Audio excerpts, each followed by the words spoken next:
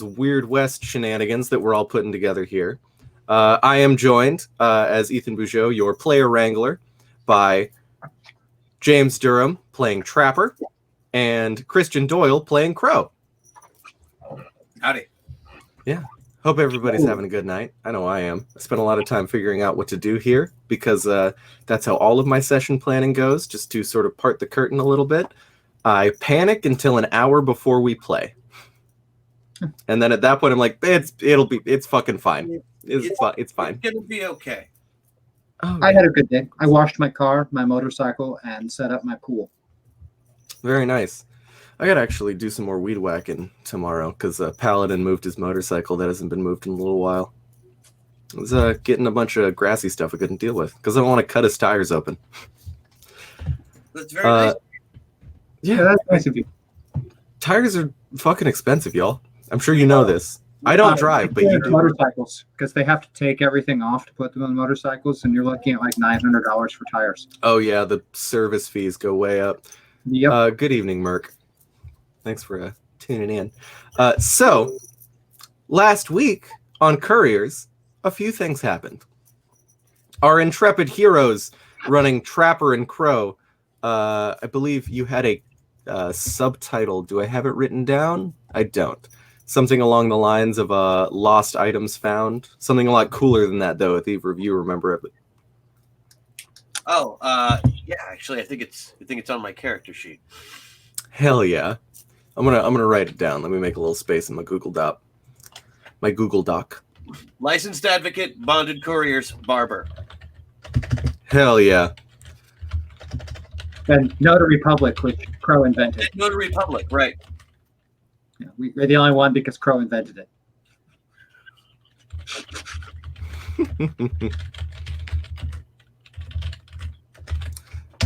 Beautiful. So, Trapper and Crow, after another long day of absolutely nobody coming in to the office to get work done, as they were getting ready to clean up around 7 o'clock, someone came in.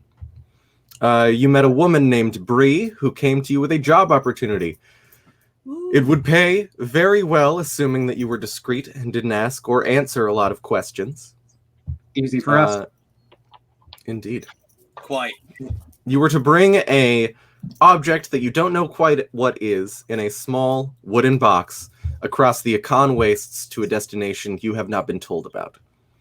So after taking the prepayment of 1,000 brews off and 2,000 upon completion, which is damn good money, you gathered all your things together, got your horses strapped up, and set on out to the town of Lee, which is, of course, short for Lion's End. Going there, you were to meet with a bartender named Cassidy, who you both noted to be a chimpanzee who was talking the human languages and a little bit sassy. And there was some... odd. Yeah, you did think that was odd, because you do, for reference, since we're playing a tabletop game, come from a distinctly non-magical place. It's, you've passed the Industrial Revolution. There are steam trains going back and forth. Textile production is way up, And you came to this place where not only there are apparently strange superstitious happenings beyond the large ridge on the other side of Lee, but there is a chimpanzee bartender who you were understandably, situation considered, a little bit rude to, given everyone else you've talked to previously has been a normal human. Aback by the talking chimpanzee. Mm-hmm. And I made unintentionally a little impolite about it. Fair enough. You were, through being stunned by the pure strangeness of the situation, unintentionally a little bit short. However, you were given your package, as you were told to pick up, as well as a compass, which you were told would always point in the direction of your destination. And that compass, of course, does not point north. So you went around, tried to gather a little information from the townsfolk, hearing things like Stay out of that place. There ain't no gods over there.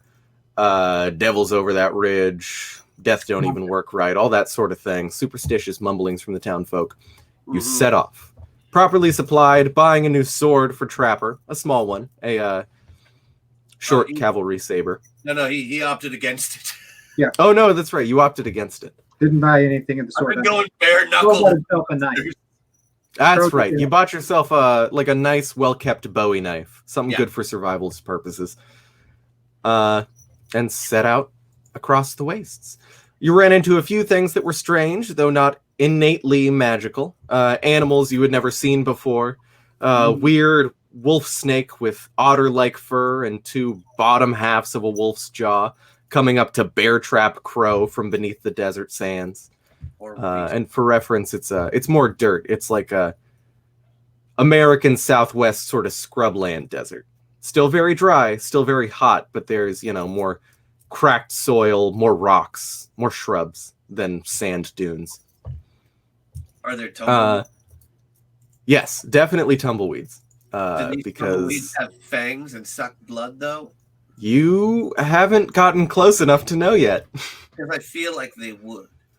Just get a weird feeling. Everything seems to go wrong over Somebody's here. been playing Deadlands, that seems. I wouldn't know. I should, but I haven't. After that, after another few days of traveling, you found yourself accosted by a pack of what one might describe as hellhounds, these large horse-sized wolves with almost bull horns and long, whipping cattle-like tails, almost breaking the sound barrier at the tips. Fended them off, and after waking up, you noticed that not only was the pile of corpses gone, but there was a single perfectly beached skull, horns intact, of the large, what you might describe as an alpha hellhound. You mounted up, took the skull, and made your way to a watering hole. Also, aren't the eyes in it still terribly empty or something? Yes, the eyes are still disquietingly empty. It's no matter which way you point it, there is always a shadow cast directly into the eye sockets, perfectly black. It also attached itself to Crow's horse. This is correct. That's right. Yeah, that's correct. Pushing onward, you found your ways to a watering hole after this spooky skull gave you a strong sense of respect. And found a big old group of jackalopes, jackrabbits with antlers. Hunted one down for some fresh meat because it had been a few days of trail rations. Hunted two down, that's correct. Because it had been a few days of trail rations. Got yourself some fresh meat. Sat down for a couple hours, get some rest. Let the horses chill out, drink some clean water. When you noticed somebody approaching on the horizon. And to bury the package to not worry about it. That is correct. You took a little entrenching tool, a little trowel, buried your small wooden box with whatever package you have been asked not to refer to, and settled your little rest blanket down back on it. And that's where we're going to pick up. For reference, all three of us, because I'm doing Benny's a little bit different. We should still have what we left off with, yeah. That is correct. All three of us are going to gain one additional Benny. All right. However, we will still have the amount that we had before on top of that. Got it. Don't think I spent any bennies last time, did I? I think you spent 3, because in the Hellhound fight, you went into the middle of them and you just did like a fucking whirlwind of punches. That is right, I did. I spent a couple myself. All right. Which means I have 1. Well, I believe you got... Chat bought us some as well. And we get some for drawing jokers. I'm currently sitting with the additional one at 6, and I spent 3 last session. That's right. Oh, wait. Yes. Okay. I just don't have my notebook in front of me. That's quite all right. You can go ahead and grab it if you have to. I'm currently opening... I can't log into a thing. 4 left. I should be fine. Yeah, I believe 4 sounds right. Let me type this in so I can go through the store. I have the cards also, so that we don't have to use the deck that always comes up with jokers. It does. Also, that's a bastard deck. Yeah, that's an important thing. I'm sure I was using it wrong somehow, but we found a digital deck so we could all have our hands on it, metaphorically speaking. I spent a couple it was hours always in order. Jokers at the top. A couple hours with it and couldn't get it to work right. I don't think it was you. Interesting. So, before we pick back up with where we left off, for $10 you can buy. I've got 2 cards, one for each of you, and usable by any player to draw a second initiative card and take the best. Lovely. And for another $10, we have he ain't heavy, he's my GM. And I, as the GM, will gain a Game Master Benny. And then for $20, don't hate the player, hate the Benny. Each player will gain another Benny. And for reference, a Benny is something that can be spent for a handful of things. Most notably, you can use it to re-roll a trait roll, which is like a normal, like if you're familiar with Dungeons & Dragons, an ability score check or a skill check.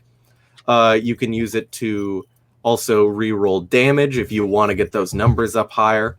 And you can use it to re-roll, or excuse me, not re-roll, but you can use it to take a new action card, and you can use it to manipulate the story just a little bit, as well as make a soak roll in case something hits you extra hard and you don't want to drop. Mm-hmm. So, yeah, you're under, it's around 2 p.m. at this point. You got up early in the morning, started traveling, came across the watering hole around noon, and have spent the last 2 hours watering the horses and taking a proper break. Because unlike yourselves, horses are not endurance predators. They do need to rest every now and then. Trapper likes to sleep in the afternoons anyway. Yeah, you found a nice... Crow just likes to sleep. Yeah. It looks less like a bunch of trees and more like a bunch of very tall, overgrown rhododendrons. But there's, shady places next to the water. And the air here, you even notice, is just that little bit more moist that makes this entire experience more doable, because it's been a handful of days that you've been out in the stricken, heat-blasted desert. And after burying your thing, the person on the horizon continues to move ever closer. What do you think of that, Crow? Well, I think it was a right good digging job, Trapper. Do you think they're trouble? Well, if they're people, they could be trouble. Would they be trouble for you? Probably not. Okay. Follow your heart. Unless it says shoot them right now, in which case, don't. Okay. Now we wait. We look casual, napping on the blanket, maybe washing up in the water. You just do what you would normally do. Okay. I lay back down, pull my hat over my eyes. Too right. One of the horses, I believe I have them. Oh, God. I think I had them written down, but I can't find it. What were your horses' names again? Cisco was Trapper's horse. Susan. That's right. Cisco and Susan.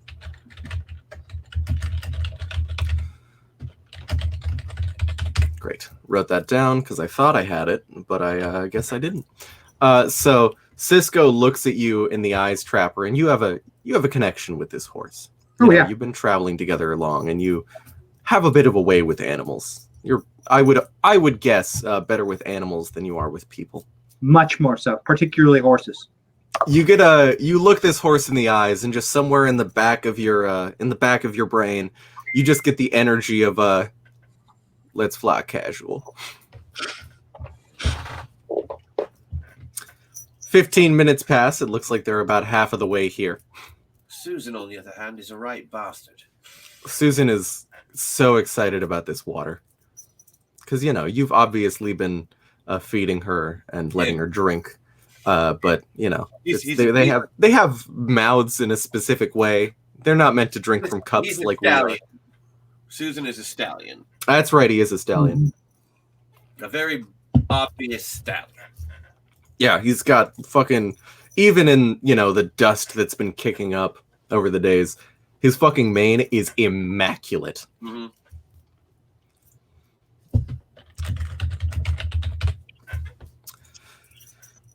So, yeah, assuming you do nothing for the next half hour, she'll hustle on up. And you see, after they're probably around 5 minutes of walking away, they've taken notice of you. Because, unlike her, you are not outlined by flat lands and a lack of any sort of plant life that's higher than 2 feet tall. Right, we're like leaning up against trees. Yeah. You're, yeah. And on top of that, the section just to your south, because you've been heading east this entire time, pretty much. The section of trees to your south, or to your right as you'd been traveling, or not trees, but the section of land has been much more hilly than it is on your left hand on the north side. So is this person coming from the east? She is coming from the north, to your left-hand side as you approach the watering hole. Oh, I see. And about 5 minutes of walking away, she actually seems to notice you and raises her hand and gives a little wave. Trapper continues to sleep. Yeah, absolutely. She continues to approach. As you get closer, you notice a few things. First of all, a physical description, which I will now give you. It's a good thing to notice. Yeah. She seems to be a middle-aged woman, somewhere in her mid-50s. Salt and pepper hair, solid amount of peach fuzz. And her, skin is the leathery brown of somebody who has spent their entire life under this uncaring sun. And she continues forward. Well, hello. I didn't expect to see anybody out here. Neither did we. Aye. There are 2 of us. Don't know why I said that. Hello. Well, it's an absolute pleasure to meet somebody out here. I come to take some water, and she motions behind her, and you notice the sort of sled that she had been dragging along. It's like a sled with 2 wheels at the back. I've come to pick up water for back home, but like your village water gatherer. I do live in something that was at one point a village, but I should introduce myself. My name is Corella, and it's a pleasure to meet you. I know, it's a pleasure to meet you. This is Mr. Trapper, and I'm Mr. Crow. Trapper and Crow. Yeah. And you notice she reaches up and takes her large brimmed hat off, and her ears are, not necessarily fully out of what you would expect, but they're definitely pointier at the tips than any person you've ever known without them being cut or shaped. She's got, the same, obviously craft made, but definitely recognizable as a long brown leather duster. What a lovely coat. Thank you, I made it myself. 30 years on your own will make you sort of start to figure stuff out. I haven't had guests in years. Can I offer you both somewhere to stay and dinner for the night? Crow, that lady's got pointy ears. Oh yeah, I'm a local. Well, all right then. Let's see. Normal. See, completely average native peoples of this area, I suppose. We would love dinner. We'll help you carry back your water. Well, I would happily appreciate it. And don't worry about it. I'll give you a little more exposition when we get back to the house. How about that? No worries at all. You're both Okay. outsiders, right? Tell from the accents and the ears. Most definitely, yes. Well, I would like to be the first and I would assume official welcoming party of the Econ Wastes. Great to have you. I'm sorry that you're here. It's a hard place to live. Oh, we're not moving here. We're passing through. Oh. You know. Here, she hands both of you large sort of pottery jugs to start filling up with water from the watering hole. Well, can I ask what your business is? We couriers, messengers, licensed, bonded. Oh, that's problem solvers, troubleshooters, dentistry, barbarism. right, like barbarians or barbers. Cut your hair, shave your beard. I mean, not was of course a religious thing, but yours, not particular. Anyone's with the coin. No, I am aware of the peach fuzz. You don't have to be weird about it. Notice any such thing. I've got bad eyes. You know, it admittedly it kind of itches. So in exchange for dinner, how about you shave off the peach fuzz? Can do. Yes, not a problem. Brought my razor. Well, I'm glad to hear that. Dinner sounds lovely. Great. I hope you like vegetables. Oh, I mean, only about an hour's walk or... Well, I'm walking. You've got the horses, but it's about an hour's walk for me. You say vegetables. What no meat at all, then? I mean, I've got a bit of meat, and, you know... Well, I mean, because but Trapper and I happened upon a group of jackrabbits. If you'd like. Well, I can do that. Got to walk back home. Bit of a stir fry. I've got some grain grown back. I can. Do you have anything that's not roasted over a fire and on a stick? Stir fry is in a large pan, typically called a wok. Picked it up from a few other travelers. Interesting. Yeah, Oh, it's But it's stick the rabbits because otherwise they'll end up on a stick. Oh, you got a couple jackalopes. I mean, I'm happy to take it. I imagine you've got traveling rations, but something fresh and not salted, at least heavily, would be nice. So good. Eating something that won't go bad in 2 days, or that will go bad in 2 days, rather. Right. Well, great. I'm just happy to have guests. All right. Happy to be guests. Yeah. Or if I can, I mean, I lugged this all the way here. It's obviously heavier now than it was, but is there a way we can situate possibly attaching my little sled onto the back of one of the horses? Yeah? Not a problem. Susan is a dear. Seems like it. They look like strong horses. Oh, quite. Good, solid animals. Unless you're looking for a horse, in which case they have the flu and the horse fever. Well, I mean, You can ride on Cisco with me, but you should let me get on first because Cisco bites. Oh, a bit feisty, isn't it? Very well. Fair play. They both bite. Well, I'd have to go in front anyway because I have to lead you back to my little house. So, I'll walk. It's, part of my daily exercises. The walk out here and the walk back. We'll walk along with you. Trap, sound good? You can ride if you like, as long as I'm in front, because, I gotta lead the way. Yes. Crow, what about the package? Do we leave it here or dig it up? We dig it up. Okay. I dig up the package. Oh, you looking for buried treasure? You guys pirates? No. Yeah. No. Yeah. Okay. Figured I'd ask. Well, I mean, that's fair with us being, right here next to the water and all. Next to the water, digging up buried treasure. Right. No. Your girl's going to make assumptions. Saw you coming from a ways off. Didn't know if you were bandits. You're not. I don't get a lot of bandits around here. I haven't seen somebody else on 2 legs without any fur in a long time. Didn't know if you would.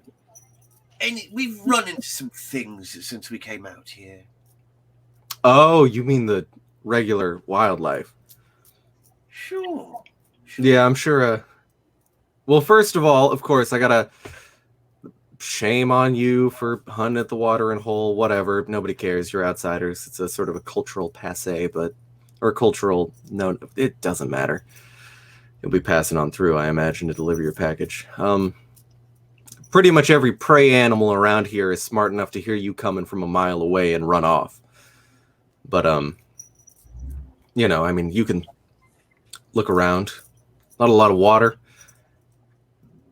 All the predators around here are pretty excitable.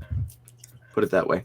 And also, from the handful of stories I heard when I was a kid from people on your side of the ridge, a bit more tricksy, a little more dangerous than stuff you have over there. Pardon? Predators around here, they're probably a little more uppity than the ones back in your home. Oh, yes. I assume this is your first time in the wastes, yes? Yes. Ah, well, Civilization that way. here I've got a bit of a... I'm sorry, where are my manners? She goes into her craft-made duster and pulls out a sterling silver flask. Here, I got it's gonna taste like shit, but I made it myself if you want some liquor. Oh, no, I don't drink on the job.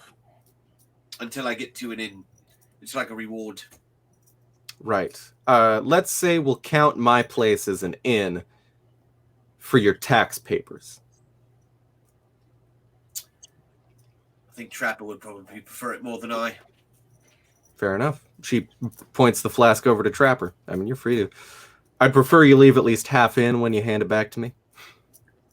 Trapper drinks half of it. You know, I respect that. And she goes and she puts it back into her pocket. Now, I'm going to suggest we be a bit quiet around here. It's the hell. She looks over to your horse. She looks at Susan. No, if you're talking about the dogs, we'll be fine. I was. Damn, you got one of the skulls, huh? Yeah, the big one. First off, good job surviving a night here. And I guess we don't particularly have to worry about the hellhounds now, do we? No, they'll be all right. They're old war beasts. They've been trained and bred to hone into the sound of a humanoid voice. Well, that explains why they were so aggressive. Yeah. I mean, it's, been... Oh, hell. 1,500 years since they were properly bred, but, That's like a really long time. Yeah. This place fell apart a long time ago. So, I suppose, tell me about yourselves. What'd you do back home? I don't know, personal history, something. We're just walking and shooting the shit, so I'd like if you'd shoot something back. Oh, Trapper and I have a company in which we take things from one place to another place. Yep. Got a license Very for nice. Oh, I'm glad you're properly licensed. Wouldn't want the law folk coming in. It's exciting work. I mean, technically it's our first job, but very exciting work so far. Well, I just want to go on record and say you could have not picked a more dangerous first job. I figured that's why the money was so good. Oh, money's good, though. Money's good? Oh, no, excellent. I mean, if you were able to take out a pack of hellhounds, well, maybe you're good for it. And they didn't. I mean, we got the drop on them. I'm frankly surprised about that. They usually attack in the night, or, they'll attack in the day if it's somebody alone, but... No, it was night. Trapper's got very good eyes. Yep. Be sure to remember that. Best shot I've ever seen with the bow. Yeah, that looks like that's good wood. You know what that is? I mean, I probably wouldn't know. It's not from here. It's a bow. Right. Of course. But I mean, it's a very special bow. It's Made made, above all others. it's made from you. He always says that. Oh, the wood yew. YEW? No, the bird. I don't know. I don't know enough about the world outside of the wastes to know if that's an actual kind of bird. And if you can make bows out of it. It's a tree. Yeah. Okay. I'm just glad to know I was right. From a tree. I'm happy to learn, of course. Come on. We're almost there. Yeah. And she leads you in, and you see a large. The ground has been relatively flat up to this point. Not entirely, but mostly. Handful of hills, that sort of thing. But as she takes you over one last hill, you notice what looks to be this old town, long abandoned. As you approach, you can notice a handful of things. Most of the buildings are made of old stone bricks. All the wood supports and roofs have rotted away a long time ago, and through years and years of neglect, it seems like the mortar's worn out and they're largely deconstructed in their own right. And as you go on forward and in, entering these long streets, sort of a grim reflection of the last town you were just in Lee. She turns to her left and says, "Oh, this is my house. This is where I live." Lovely. Well, Don't mind the grim surroundings. That's sort of a deterrent. Yeah. Familiar. Kinda. And the people who did this ain't coming back. They think they're done. Talk to you about it over a hearty rabbit stew, though. That sounds great. I'm sorry. I said two things. Would you prefer stew or stir fry? Because I have some noodles that I pressed. My only requirements were not on a stick. Neither of those are on a stick. How's your carb intake recently? I don't know what that means. Mm. I mean, I know what it means, but you should remind me so I can... Because I've been out on the road for a while. Bread, beer, potatoes. You would know that your carb intake has been very low. Trail rations are usually not very carb heavy. At least the ones that you have. Trapper's been making us eat a lot of what I call what he calls protein, what I call jerky. Yeah, I'm gonna go with the stir fry then, because noodles is bread, but very skinny and very long. Skinny bread. Sounds good. Yeah. Well, make yourselves at home, and she opens the door, and you see what you both make me a God, hold on. I'm pulling up the skills so I can figure. This is a very specific thing that I'm asking you both to figure out, so I have to look at the skill list and make sure anything makes sense. I guess both make me straight smarts checks. Just roll your smarts die and, of course, the wild die. I know you're both. Listen, this is an easy check to make. I do know you're both dumb, but it is relatively easy. Chances are not good on this one. Yeah, me either. Oh, nope. Got a 3. That's 3. Oh, I got 2 exploding dice. I think I'll be okay.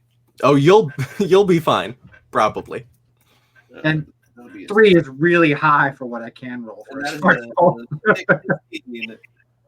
What'd you get? 16? 16. I rolled 2 6s and a 4. Yeah, I mean, as soon as you walk in and look around to this relatively small house, it's the same stone brick material. But you notice that there are a handful of the bricks, especially above around like the chest line, that have been replaced with mud bricks. And it looks like all of the various furnishings in this place, and it's not super large, but it's relatively comfortable, have been, you would guess the best things that she's been able to grab from around town.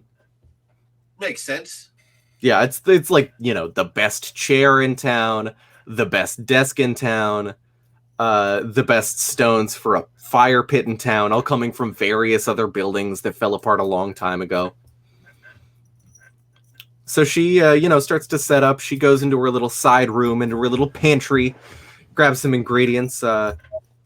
Small vegetable, neither of you would recognize, but in character, but out of character, you'd probably recognize as bok choy, sort of like vase shaped with leaves poking out of the top.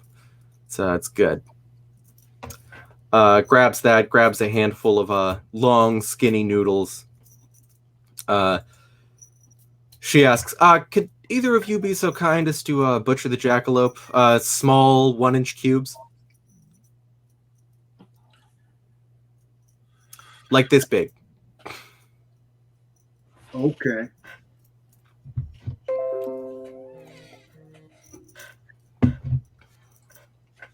I start cutting up the rabbit.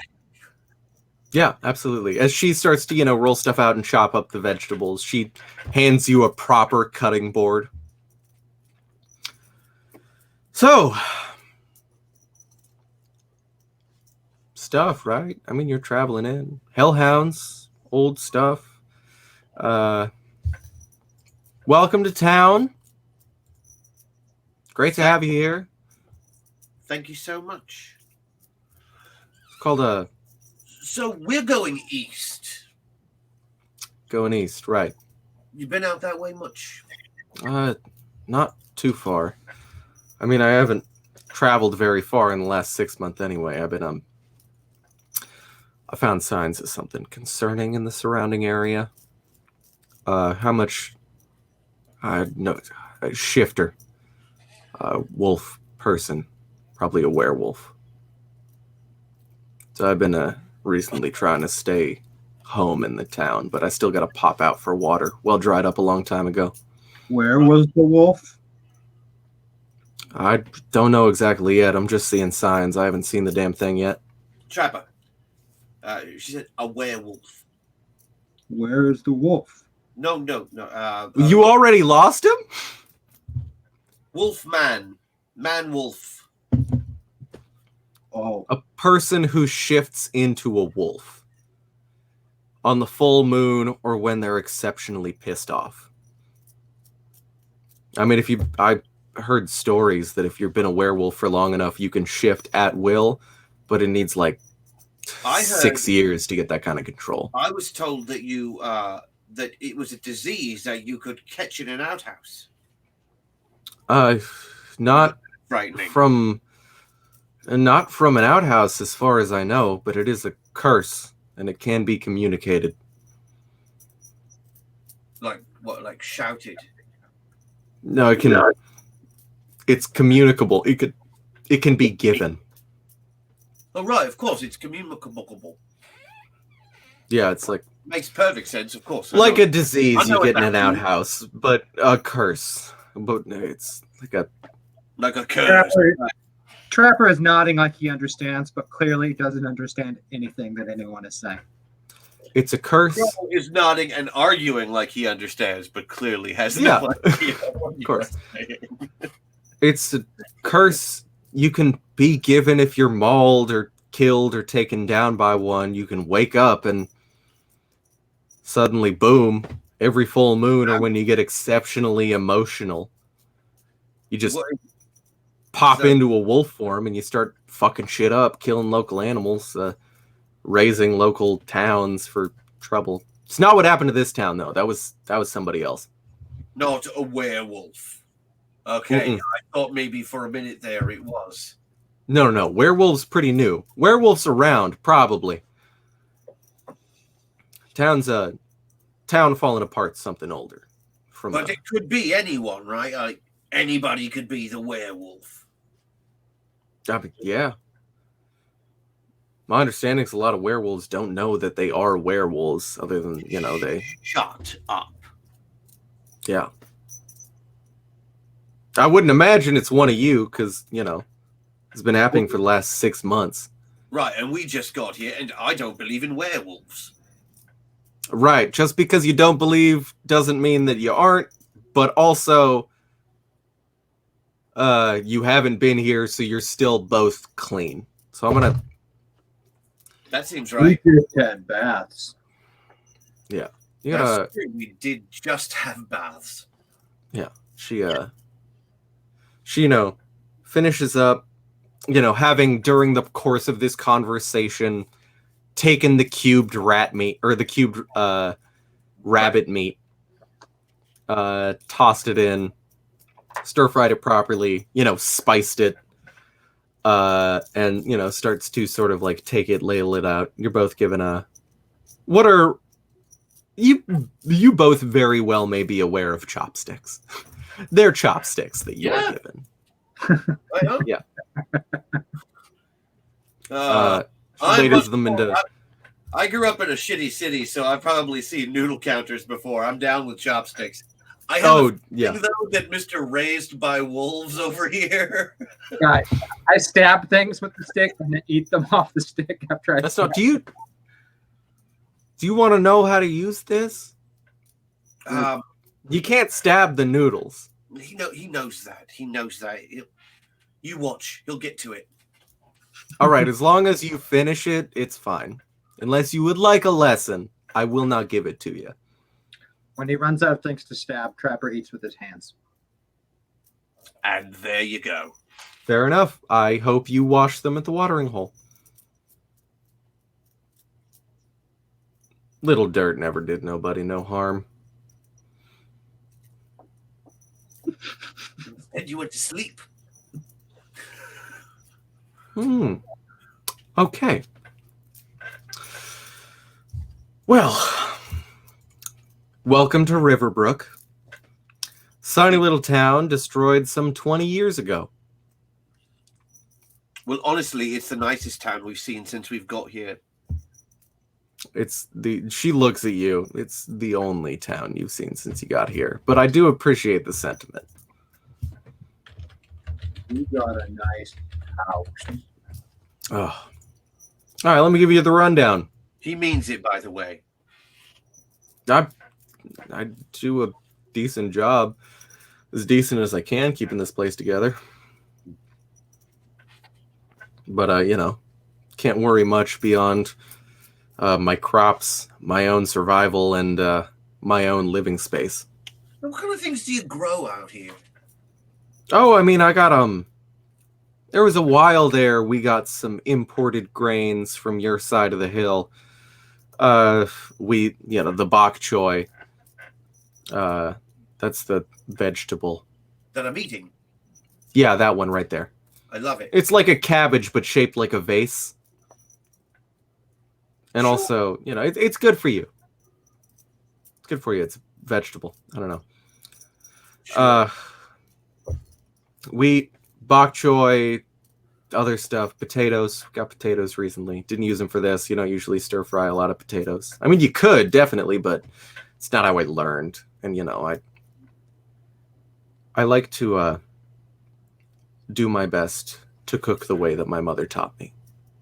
Sure, who wouldn't? I mean, it's the little bit of respect I can give her after she motions, out the window to the devastation this town suffered so long ago. It's the best respect I can really give. I bought my mom a chair that rocks back and forth. I mean, that's nice. Gift's a gift. I did not make it, though. Right. Presumably your mother wasn't killed by lawmen, though. So, buying a chair is good. Right. No, she was not. She was not. This whole town was... I literally haven't had anybody to talk to about this in the last 10 years. Can I just explain what's going on here? As long as there is stew, yes, you may. It's not stew, but it's all yours. We talked about it. I almost did stew, but we decided on... I decided on stir fry. Stew. I'm eating it right now. It's delicious. Right. Not important, I suppose. It's got thin bread. Yeah. I mean, that's not technically wrong. I just don't like it. This place, Yeah, feel that way about the metric system. Interesting. Don't know what that means. I'll ask you about it later. I was 27 when the lawmen from your side of the hill came in.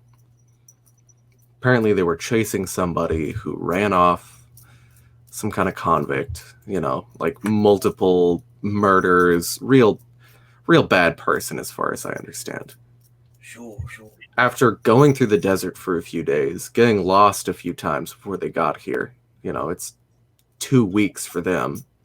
Presumably with your fancy little compass I saw at your hip, it took you less time because you weren't just following somebody's tracks. 2 weeks in this desert's going to take its toll on somebody. When let alone a posse of 7. Fancy and little, it's demeaning. Just, I apologize. Like you're very well kept, and also that I'm eating right now. Right, not fancy, but fair enough. That you cooked in your fancy little pan. It's pretty big. Never mind. Moving on. I am sorry for being rude to your compass. Just, it was very expensive, and it was a gift, and maybe the only one I've ever received, so I'm very fond of it. No, of course. She stops. I am sorry.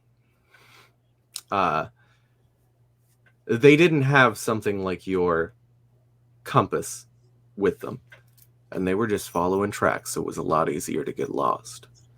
They spent 2 weeks in that desert, best as I understand, and it took its toll on them. You met with I saw the pelt on your horse. You met with the wolf snakes, and obviously you met with the. Well, yeah. Yeah, sure. I thought maybe they had like a fancy name, like. Well, they do in my mother's tongue, but I'm speaking the tongue of the people who came from the other side. I'm a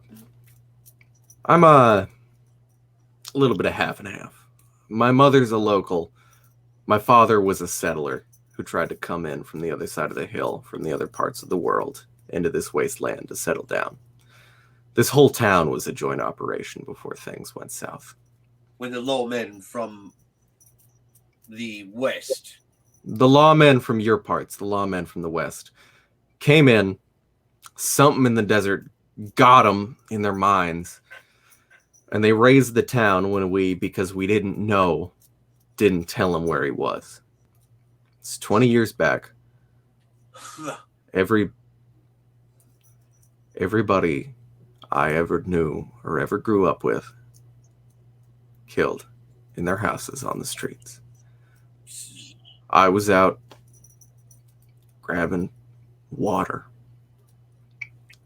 That's I am where now. you was. Yeah. And spent 3 days burying the bodies. I was an adult. I was 27 at the time, but burying around 100 bodies takes its toll on anybody. Oh, yeah. I'm gonna take a walk. Have a good time with your food. I'll be back in a minute. I need a second. All right. And she, stands up, puts her coat back on, puts her hat back on, and walks back out of the house. Trapper, that woman is thoroughly depressing.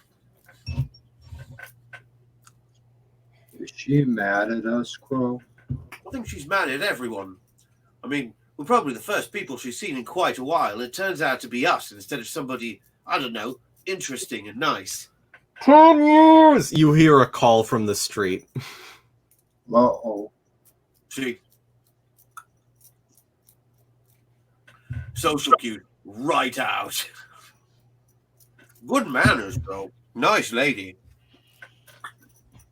Food's good. It's the first properly spiced shit you've had since you came out here. Like, she clearly remembers how to cook lucidly. This is fantastic. I was just going to cook the rabbit on a stick. We'll get another rabbit. It's okay. I doubt she cooked both rabbits.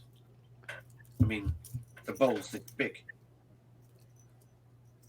How do you It's like wide, but she only used the meat from one rabbit. That is correct. You still have one.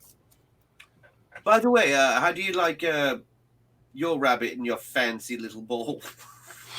The thin bread is good. It's just noodle. Yeah, it's fine. You're a good man, Trap. Very good man. Thank you, Crow. Wow. We should probably get out before this lady decides that we're bandits. Or that we're stew. Okay. I did promise a shave. You did. All right, we'll get that out of the way and then we're out the door. Okay. Yeah. I'll So- go find the lady. Great. So you're going out to find her? Yeah. You find her walking as sunset starts to approach. Just walking around town, sitting in front of, what you would probably recognize relatively easily as the saloon. Just looking out along the main road, the main boulevard, out to the dusty wastes beyond. What you looking at? I don't know. I guess I'm waiting for somebody. That werewolf. Somebody else. I don't know.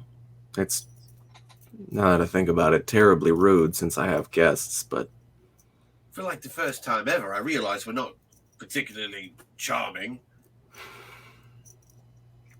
I'm sorry. I've obviously, it's been a while since I've talked to anybody. I've been talking to myself, working through everything that's happened since. I But imagine you get to walk around by yourself all the time. Now you've got us. At least for today. I do. Yeah. And I find it to be. Crow is really smart. I mean, you both seem like you know what you're doing. You've made it this far, and there's only two of you. You've already dealt with a pack of hellhounds, and that's impressive in and of itself, even for 3 people, let alone 2. They used to be war beasts. I mean, they'd be used as fucking shock troopers thrown into the front lines, weaken people up, take out bundle of folk before the actual cavalry jumped in. They fought with dogs. I mean, they were bred and built using, as my mother explained it, dark arcane magics, bonding demons to Oh, hounds and all like that. though. Like werewolves. I was in the war, but we didn't fight no dogs. Right. I mean, these dogs are old, 1,500 years old. Not the ones specifically that you met. They've, died and bred and all that good business. But Why do you stay here? I don't have anywhere else to go, and I guess You must roll realize. what's persuasion in this Persuasion. thing? It is persuasion. Go ahead and roll a persuasion. You're not literally trying to get under her skin or get her to do something she doesn't want, but this is going to represent how she reacts. Ooh. 11. I guess I feel like if I leave, my town and everyone that used to live here will be forgotten, just consumed by the dust like everything else out here. Oh. No, that happens after you die if you haven't told anyone. Especially if you stay here. Well, yeah, but I mean, I'm in my 50s. I'm living healthy, getting exercise, eating well.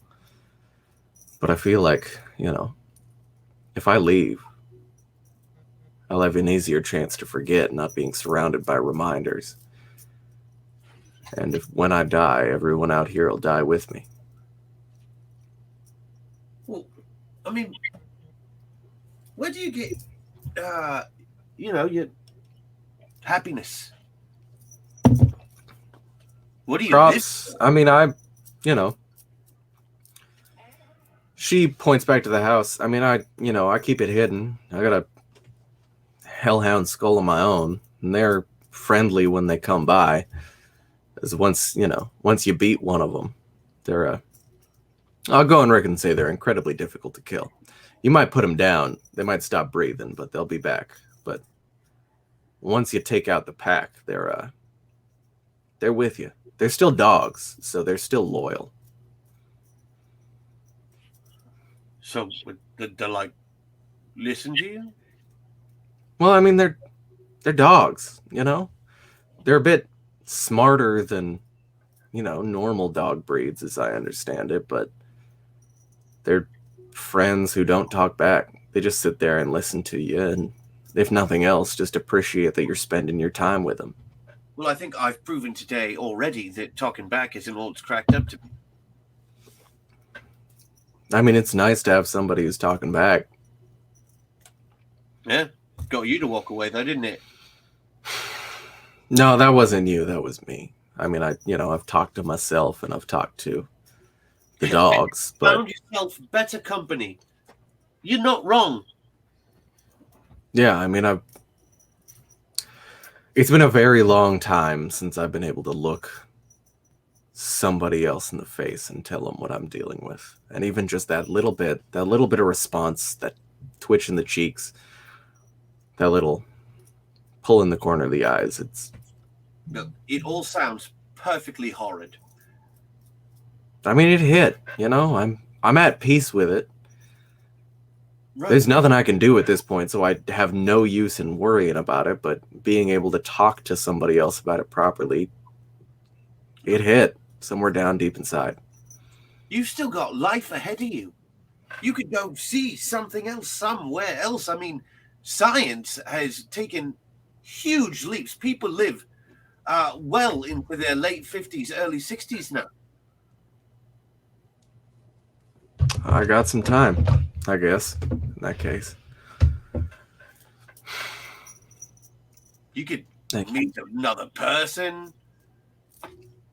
Let me have a dog. Let me give you two. From hell. Yeah. Let me give you two something. Cats would be good. I'd do with cats.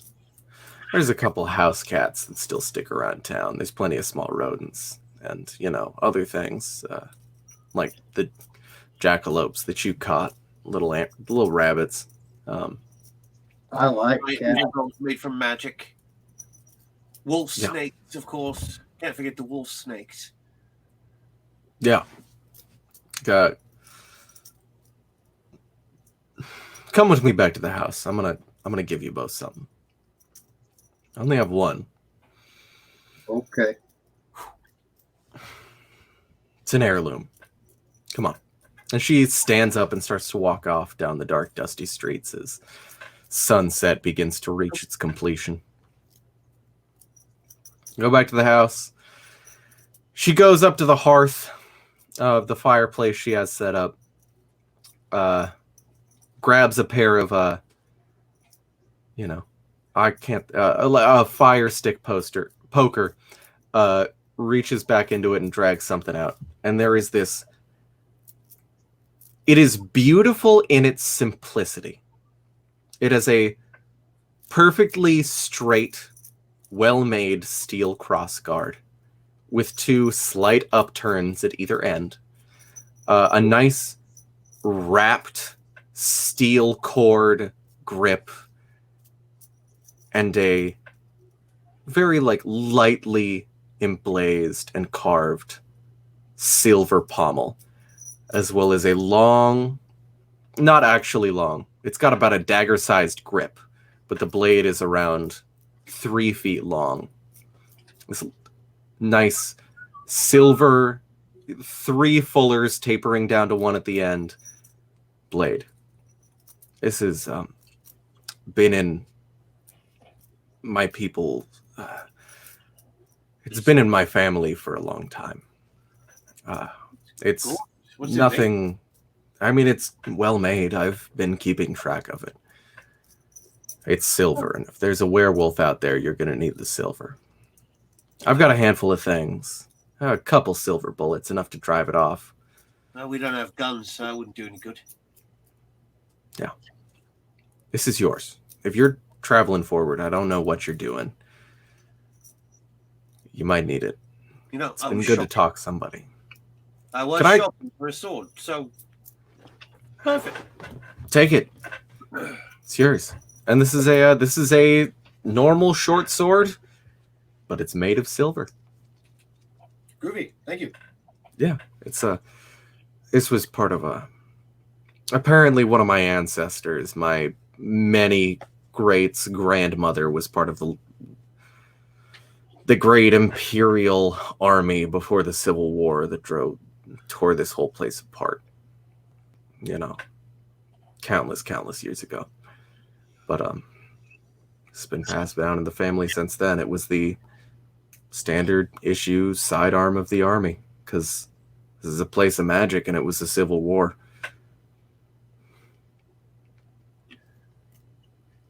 I didn't carry a sword in the war because I was only a corporal. Well, I only have the one, but if you talk about it between yourselves, might as well now. And it was a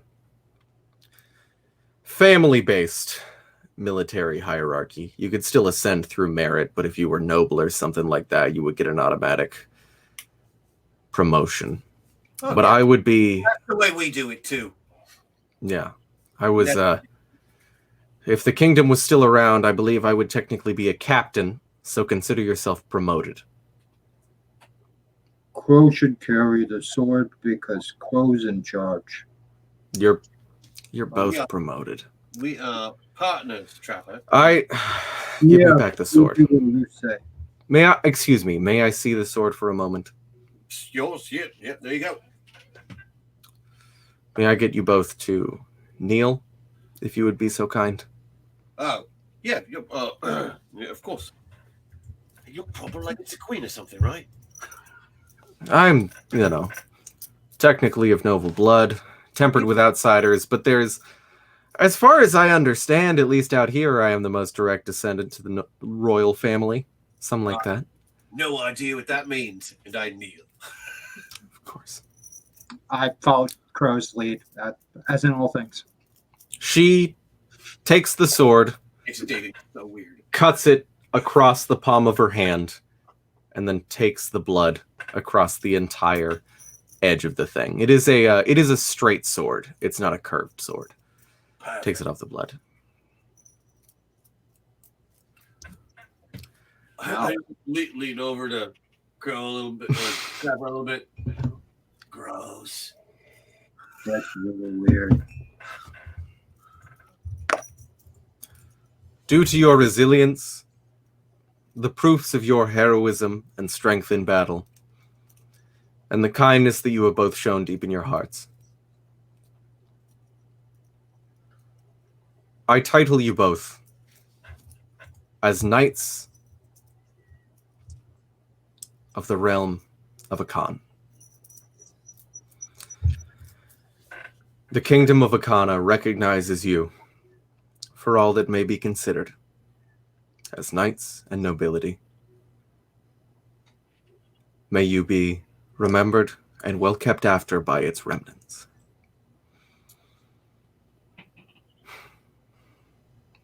She takes the sword, puts it back in its scabbard, and hands it back over.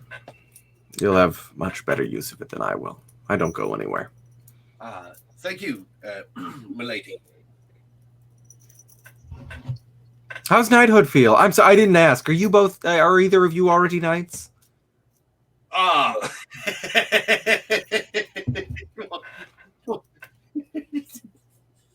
No. I should remind you if anything weird happens. You are technically knighted by the side of the loyalists if something happens related to the Civil War a millennia and a half ago. This is a strange place. hold on. Knights of Akana, Knights of Akana. You are All right. both. And loyalists. You have been knighted by the royal family, not by the. I Not by have the no. usurper. Right? I have no opinion on the usurper. Okay, well, I mean, if I'm gonna be a loyalist, I thought I'd jump in. That's fair. I'm the usurper. If unless they're in charge now, 1,000 years later. No one is in charge. Everyone died. I love that. It makes it so much easier. Yeah. So why do you know about that then? I'm so confused, but very honored. There were remnants who tried to continue to make a living in this part of the world. And What little bits of... still be. I mean, I am. This town was before it was torn apart. Right. Small caches laid out throughout the wastes. Little safe hovels. Hidey holes. Yeah, I mean, absolutely. You could run into anyone out here. Yeah. Nobody's going to care now, at least not any person. But if you... my mother was telling me back in the day about how she went back to the capital, what remains, the old castle of Akana, trying to find what secrets laid within, regain the throne, restore the power, something like that, turn this place into less of a blasted fucking heap. And there are old magical wards there, still active. Now, for the purposes of that, you have been knighted by the nobility and the royal family of Akana. So if for some reason your journey should take you there, the internal mechanisms of the castle will not give you any trouble. And any other things like that, ancient autonomous soldiers, guards keeping watch, magical things. Is it like a coat of arms or a tabard we have to wear? The sword. That is the official sidearm of the Akan army. Elegant weapon. It does the job. I mean, you have something like a pole arm or a two-handed sword or a bow, and, you get disarmed or it gets stuck in somebody, you draw it out. It's gonna do the job. I said it's beautiful. I'm not... I mean, of course, it's not... Word about the nicest sword I've ever seen. It's real pretty. My family has spent 1,500 years making sure that it didn't corrode, so I'm glad that it is in good shape to outsiders' eyes. So just regular oil, then, stone, normal, taking... Of course, you keep care of it the same way you keep of any steel blade. The knife at your hip, anything like that. It will be fine. It's just, it is softer than steel, technically. It's got a steel interior with a silver coating. Right. That's the way it holds together. That makes sense. Yeah. I was worried you were going to say magic, and then I'd have been like, okay. I mean, there was magic used by the army. It would be extremely expensive between the man hours and everything like that to outfit an entire army with magical weapons. Right. The fact that we invented blast furnaces back in this place approximately between 500 and 1,000 years before anybody else means that our steel was better than anyone else, so we didn't really have to worry about magic weapons. Sure. They don't really put this in any of the books. I only know because I am descendant. I have a direct lineage back to the kingdom of Akana, the Akan Empire. And it has been passed down through family lore and all that. Right. All historical records written down are either, destroyed, lost to the sands of time, or too dangerous to get to for most travelers or archaeologists. You are both couriers and warriors. I believe you both carry yourselves like people who know how to handle yourselves. Yeah, we get in and out of An archaeologist is just a scientist with a pickaxe and a paintbrush. And a really long name. And also a really long name. They can't handle themselves against wolf snakes or hellhounds or werewolves. We have a lot of dog things here, by the way. I should just go on record. I mean, she goes over to her house and pulls out, folded up on the hearth above the fireplace. She pulls out sort of a small royal sigil. It is a golden symbol around the size of a coffee mug with a beaten into it pressed wolf's head. I mean, they had a big thing about dogs and hounds. It was the royal symbol of Akana. Can I take a little rubbing of it? Of course, absolutely. It's just gold. Right. Cold draw is really good. I absolutely believe it, and it will not be damaged by parchment and charcoal. Yes, I want to see what the outline of it looks like, just so I can have it with me next time I run across it. Yeah, you have it. It is a stylized sort of outline of a wolf's head with the jaws included and the eyes and a few lines for the snout as it sort of like the skin folds. It is tastefully minimalist in its design. It's not a proper minimalist thing. It has a bit of detail, but it is obviously something that was designed to be usable as a seal on hot wax. It needs to hold its shape.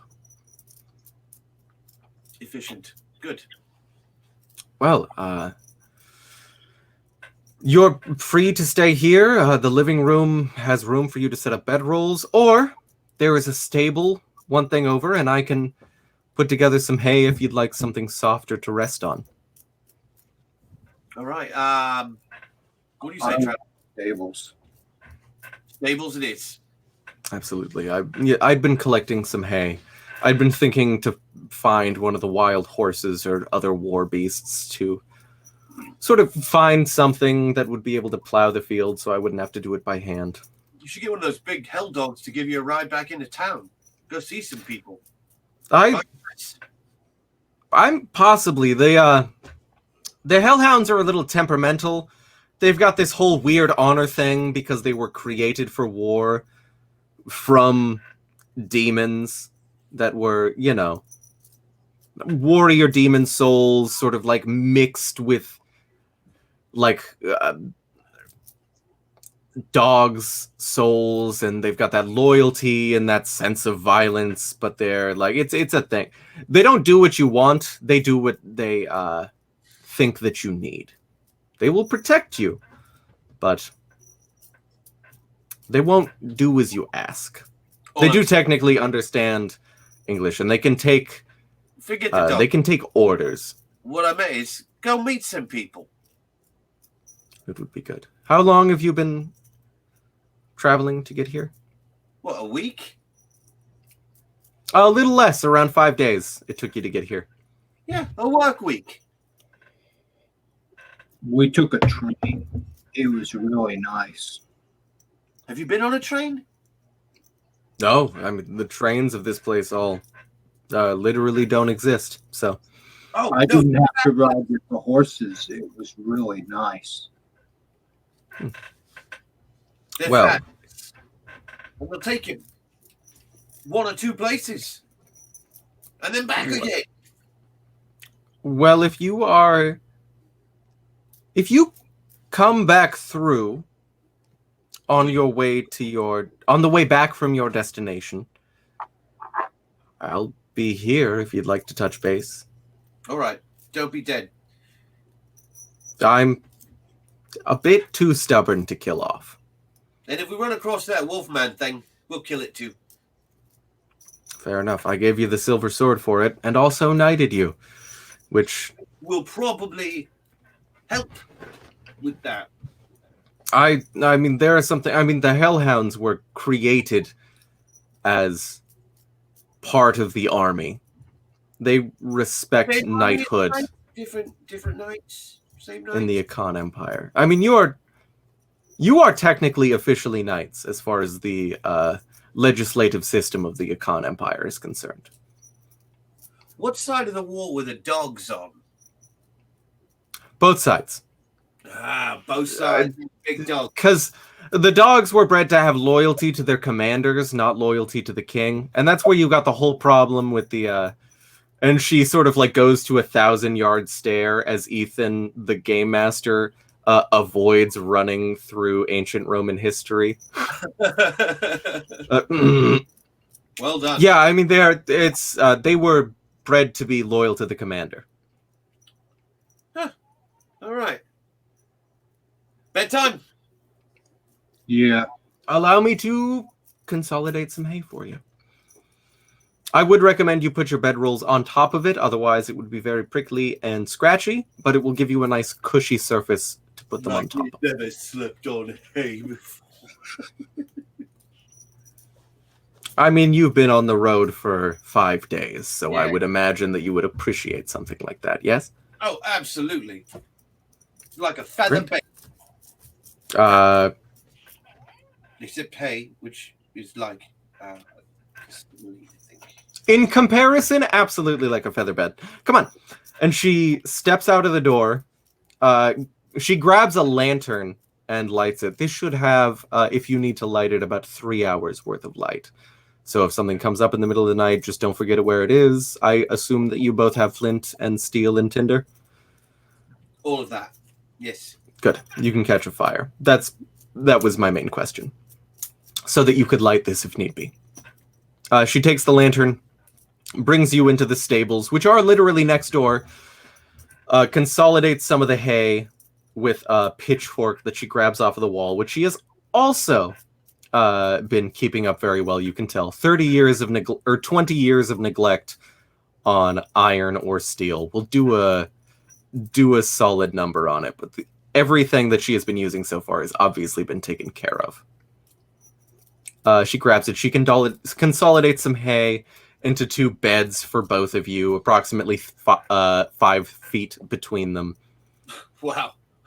All right. It's very nice of her. I mean, I just assumed that if you both got up in the middle of the night when it was still dark and had to go to the restroom, you wouldn't, or had to go relieve yourself, you wouldn't want to run into one another. I also don't know how you prefer to keep your things. You're travelers, and also spooky things have been happening, so it would make sense to put your goods between you. I made an assumption. I didn't mean to be homophobic. I do not care personally what your deal is. Good night. Good night. I'm gonna go to bed. I'll see you in the morning. And she leaves, very concerned that she did something wrong. That lady talks really funny. I know she does. I don't understand most of what she said. Well, we're going to be on our way in the morning. You want to try and look for that wolfman on the way? Keep an eye out for, wolfman tracks. God, Oh, so okay. many crazy things came out of that woman's mouth. So many. Demons. We're bloody knights now. I don't even know what that means. I don't either. Don't start wearing armor. I already do. See? Well, you were born to be a night trapper. This is perfect for you. What do you wear, Trapper? Is it like a cavalry breastplate? He wears a very old school medieval style breastplate. Great. Yeah, I mean, that's a proper cavalry Very breastplate. Absolutely. Anachronistic. Yeah. It's a little anachronistic, but also this is a extremely low fantasy world outside of where you are now, of course. And I am dressed in the very best nothing. I mean, it's good traveling clothes. The rain and the heat both wick off of you acceptably. And, hard riding and day's travel don't wear on them. They're good clothes for traveling. Sure. It's just, the kind of clothes that you would expect somebody who is out on the sort of wild, even, as a military person, like in the 1800s to be wearing. Body armor was not as much of a concern in so much as, I'm not concerned about it. yeah, environmental protection and Trevor's hardiness was. breastplate is about 200 years old and has been hammered out dozens of times. Oh, yeah. I mean, that's, literally, this is a, like, again, very low fantasy world, so we're taking everything in the real world and extrapolating it as far as it can reasonably go. That is military surplus to the full extent. Like, it has been beat by at least 20 different soldiers' active duty cycles. You're lucky it's not olive drab. You're lucky it doesn't have 30 holes in it. That's why it's only the breastplate that's left. Absolutely. Yeah. So it's a bit early, but I think this would be, dramatically speaking, a better time to take a break. We can do that. So yeah, be back in 10 minutes. See y'all shortly. Or I'll be back in 10 minutes. How about that? Yeah, I might be back a little earlier. You never know. Very well. All right. Have fun. Don't go anywhere unless you're stepping out for something important. Or just fun. Or take a break. Stand up. Stretch your limbs. I don't care. We'll be back in 10 minutes.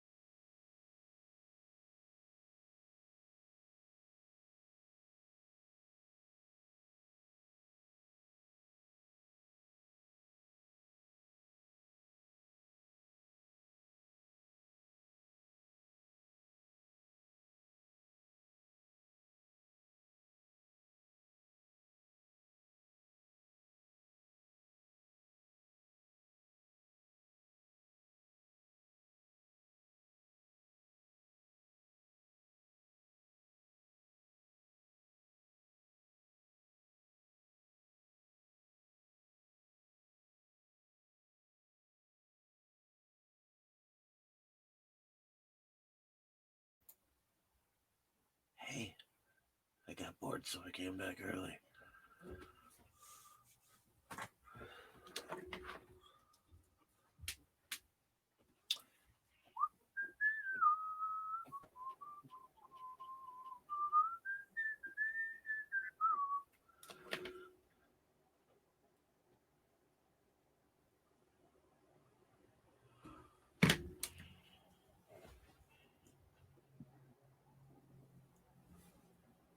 Maybe.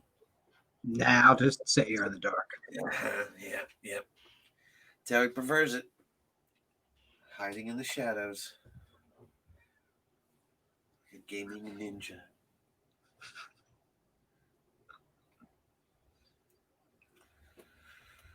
It's okay. Ah! Oh, there he is. There he is. And suddenly it just got 15% better looking.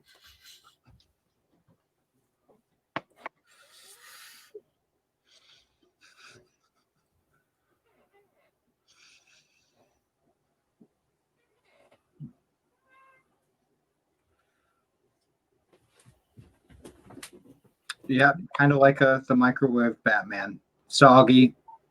No one really wants it. What? Pax said I'm the microwaved Batman. I was like, yeah, I like the microwave Batman. Soggy. Nobody really wants it. Cold on the inside. Cold on the inside. I want you to be around, James. Yeah. Microwave Batman.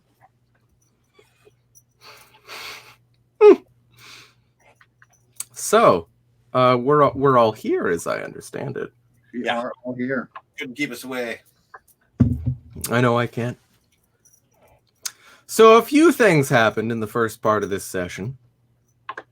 You met with a seemingly relatively nice woman by the name of Corella, who claims to be of mixed descent between the locals of the Empire of Akana, the Akana Empire, and a handful of settlers from the rest of the world where you hail from.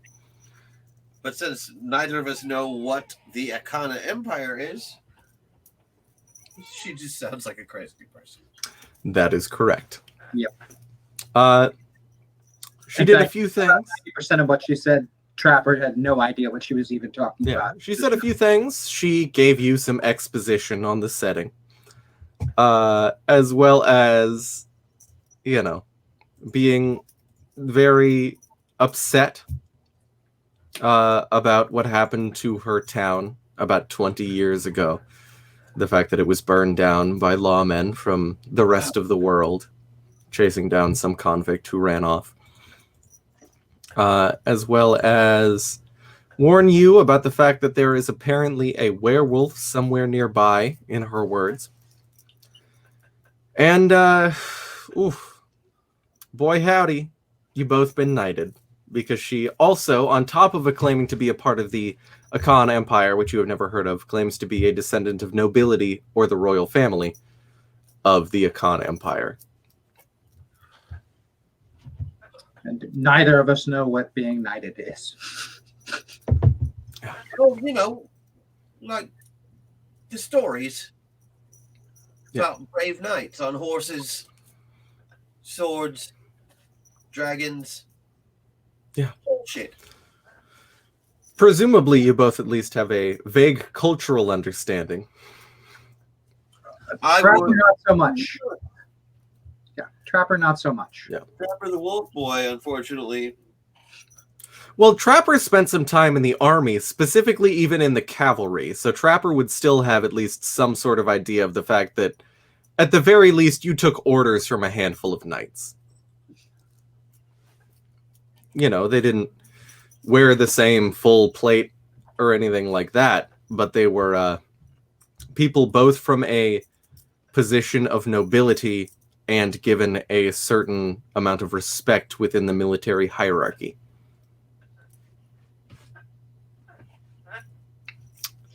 So, after knighting you, giving you a silver sword, and Beautiful. yeah, I mean, it's built to be practical in a way that is beautiful. in its simplicity and the craftsmanship that went into every little piece of the non-complexity of its craftsmanship. So after that, you were put up in the stable next door, putting your bedrolls on top of piles of hay, which pretty much just about gives the illusion of a real bed. So, before we pick back up in the morning, because the night is pretty damn uneventful, our friend Nicole Allen sent $20 to give you both a draw too.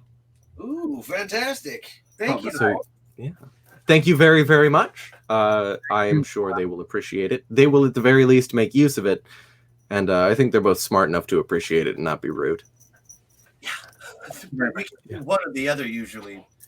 Yeah. We're all smart enough to know how to take gifts with grace. Or from her. Yeah. Yes. Ooh! So, the night is long and sleepy, but nothing gives you any trouble, and this is the most comfortable sleeping situation you have had since you left the town of Lee. All right. That's And true. Yeah. So you, whichever one of you wakes up first. That's it. That's how it works. I don't have to put any complexity in it. That's it. Probably travel. I would imagine, excuse me, taking off my jacket because I stepped outside for a moment with my tiny dog. Trapper wakes up first. And the night went cleanly. Not a lot of animal sounds, nor anything else of that nature. And you awaken in this old stable. I spend my morning waiting for Crow to wake up, watching Cisco and Susan. Yeah. Cisco and Susan seem to be in a relatively good mood. It's nice to not be outside in freezing nighttime desert temperatures. Well, they're going to hate this part then. Yeah. So they seem to be Crow pleased. rolls out of his hay and he is ready to go. Yeah, you get out, you're ready to go. The sword still stands between you. Oh, yeah. Putting that away. Hell yeah. So Crow affixes it to a belt. A belt was provided alongside the scabbard. So you do have a proper sword belt. All right. Yeah. Laying at your left hip at just a small amount of a jaunty angle, enough to make it reasonable to draw. Yeah, I just want it to look good, so... Pax asks a very good question in that, is Trapper like a toddler? Does Trapper stand next to Crow just staring at him until he wakes up? Sometimes.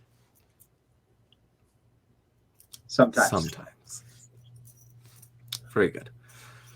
So you get up, get your things ready and resituated. What would you like to do? We're heading... Yeah, we're going to saddle up and keep following the compass. Yeah. Great, absolutely. You saddle up. Keep an eye out for Wolfman tracks, of course. Yeah, looking out for Wolfman tracks, of course. Which I have no idea what they look like, but because Crow said to do so, I am keeping an eye out for Wolfman tracks. That I have no idea what they look like. Yeah, no, I mean, why would you? That'd be very silly. Those are our tracks. Yeah. You wake up and leave before the person you met with, Corella, gets up and heads out. She's already shown us enough hospitality. Yep. Besides, she wanted us to visit on the way back. Yeah, and if we stayed another day, she may have made us king. And then we would have had to fight over it, battle for the crown. I probably wouldn't have got off well. I can't get close enough to trap it to hit him most times. Fair enough. A bow is a hell of a thing, especially in the era of muzzle loaders. You can shoot it so fast. So you get your things together and start to head back out of town, following the compass, which is still almost entirely pointing relatively straight east. It's a little bit off from where you remember, but just a little bit north. Not much at all. Okay. Start getting your things and start traveling. On Susan, on Cisco, on Trapper, on Crow. Over Indeed. the horrid old wasteland we go. That was really good, Crow. So, Oh, yeah. I'm a poet and I didn't even have any idea. so can I get the two of you to either make, depending on which is better, survival or vigor checks, due to the fact that you unfortunately took this work in the summertime, and it is extremely hot underneath this big... So that's an environmental-based vigor check? It is! Oh, okay. That's great. Because I get to roll 2 of those and take the best result.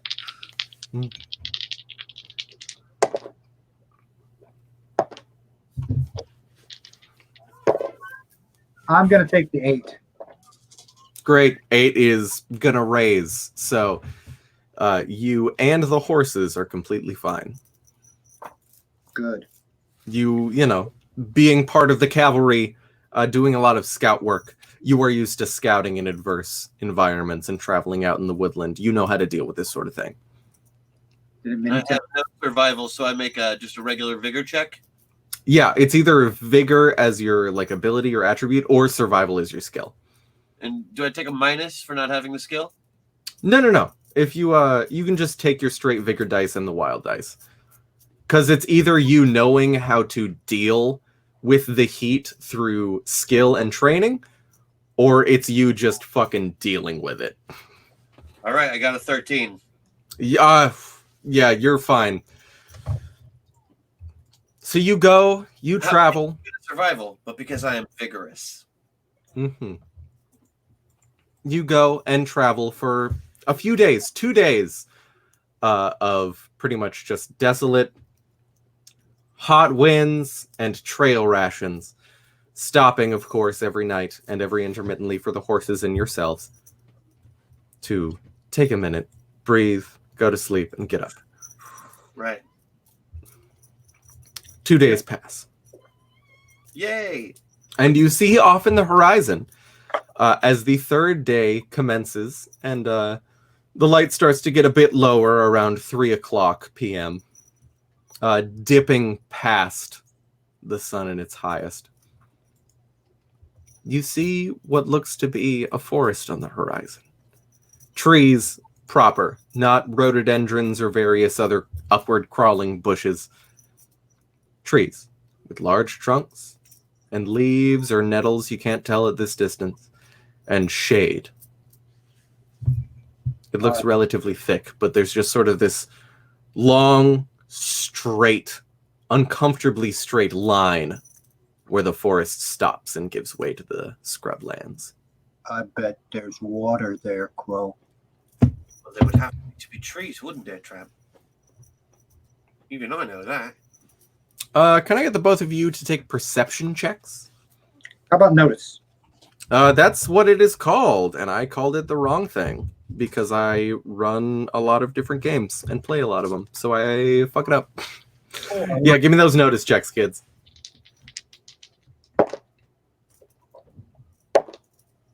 That's going to be an 11 on my part. So we have an 11 from Trapper and a 4 from Crow. That's correct. 4 is still a baseline success. So you both notice what looks to be almost mirroring the line of the trees. You know, it's technically a little hard to tell, but you're relatively confident given the patterns, and you're both human, and pattern recognition is sort of our thing as a species.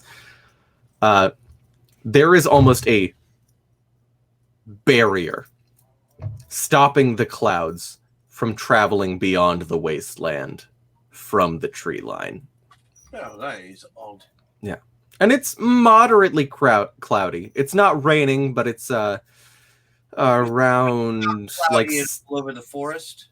Yeah, like 60% overcast over the forest, where there's only like a light pinch of clouds over the scrubland that you have been traveling through up until this point. Forest is much worse. It's definitely less sunny. That's not right.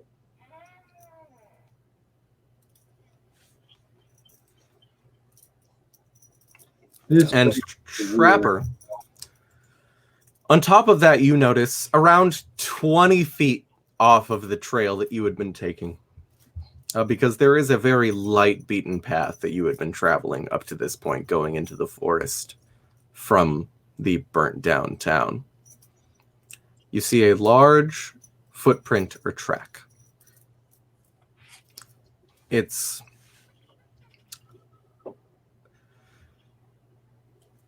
looks like it's only around 8 feet long, or 8 inches long, excuse me, not 8 feet, and 8 inches wide. But you're familiar enough to recognize a digitigrade track when you recognize it. Something that stands on its toes, on its digits, as opposed to a plantigrade, something like humans that stands on its entire foot. Would you be so kind as to make me a nature knowledge type check, which I am once again flipping to so I can find the right name? Survival. Yeah, I mean that would be survival again. That is smarts based. So that would be correct. And I threw my book on accident. So that's how you know how correct it is. That's going to be a 5. Great. Yeah. These look like wolf tracks, but stupidly large, and definitely bigger tracks than you would know from the hellhounds you dealt with a few days ago. There's a funny track here, Crow. Okay. Wolf, Is a wolfman? Is a wolfman it's a track? wolf track, but it's really big. It looks bipedal. You don't get the feeling that there are 4 distinct legs making these tracks. Just 2. Two-legged wolf that's Oh, really come on! Wait, really though? Yeah. Ugh. Do you think somebody cut its other legs off? No, it's probably a bloody wolfman. Well, let's go find out where the wolf is. That must be why they call them that. I can follow it. Where's the wolf? So you want to make another survival check to track it? Crow, since you are helping or assisting, I'll give you a +2 Trapper, because I'm sure there are rules in Savage Worlds about that, but I am too lazy to fucking go through the table of contents and find them, so we're going to give you a +2 for it. If he's assisting me, that's going to total out to a 12 on survival. Yeah, you're able to follow it. They're going everywhere around here. They're old. You can tell that they haven't blown away because there's not a lot of wind and there's not a lot of rain out here. But your best guess is these would be almost a month old. And with that, I'll give you, you know, having been sleeping under the stars and all that, would know that full moon's probably tomorrow night. So it's been around a month. And you hadn't been told, but there are still legends of werewolves and wolf people where you come from. Oh yeah, we still. And you, excuse me, you were also definitively told that they do pop out on full moons or when they are exceptionally emotional. From your very recent friend, Karela, with the peach fuzz, which you shaved off after dinner, because that was the agreement. She's happy with it, because she makes a lot of food on her own, and it all just sort of catches in there, and it's very uncomfortable. It's just an extra step for washing. You see them. They have been all over the place, going into the forest, traveling back out in almost every direction from around here, scowling. And you would, I'll even give you with that, since you got 2 raises, Trapper, You would know that a predator of that size would have an exceptionally large range, a very large territory.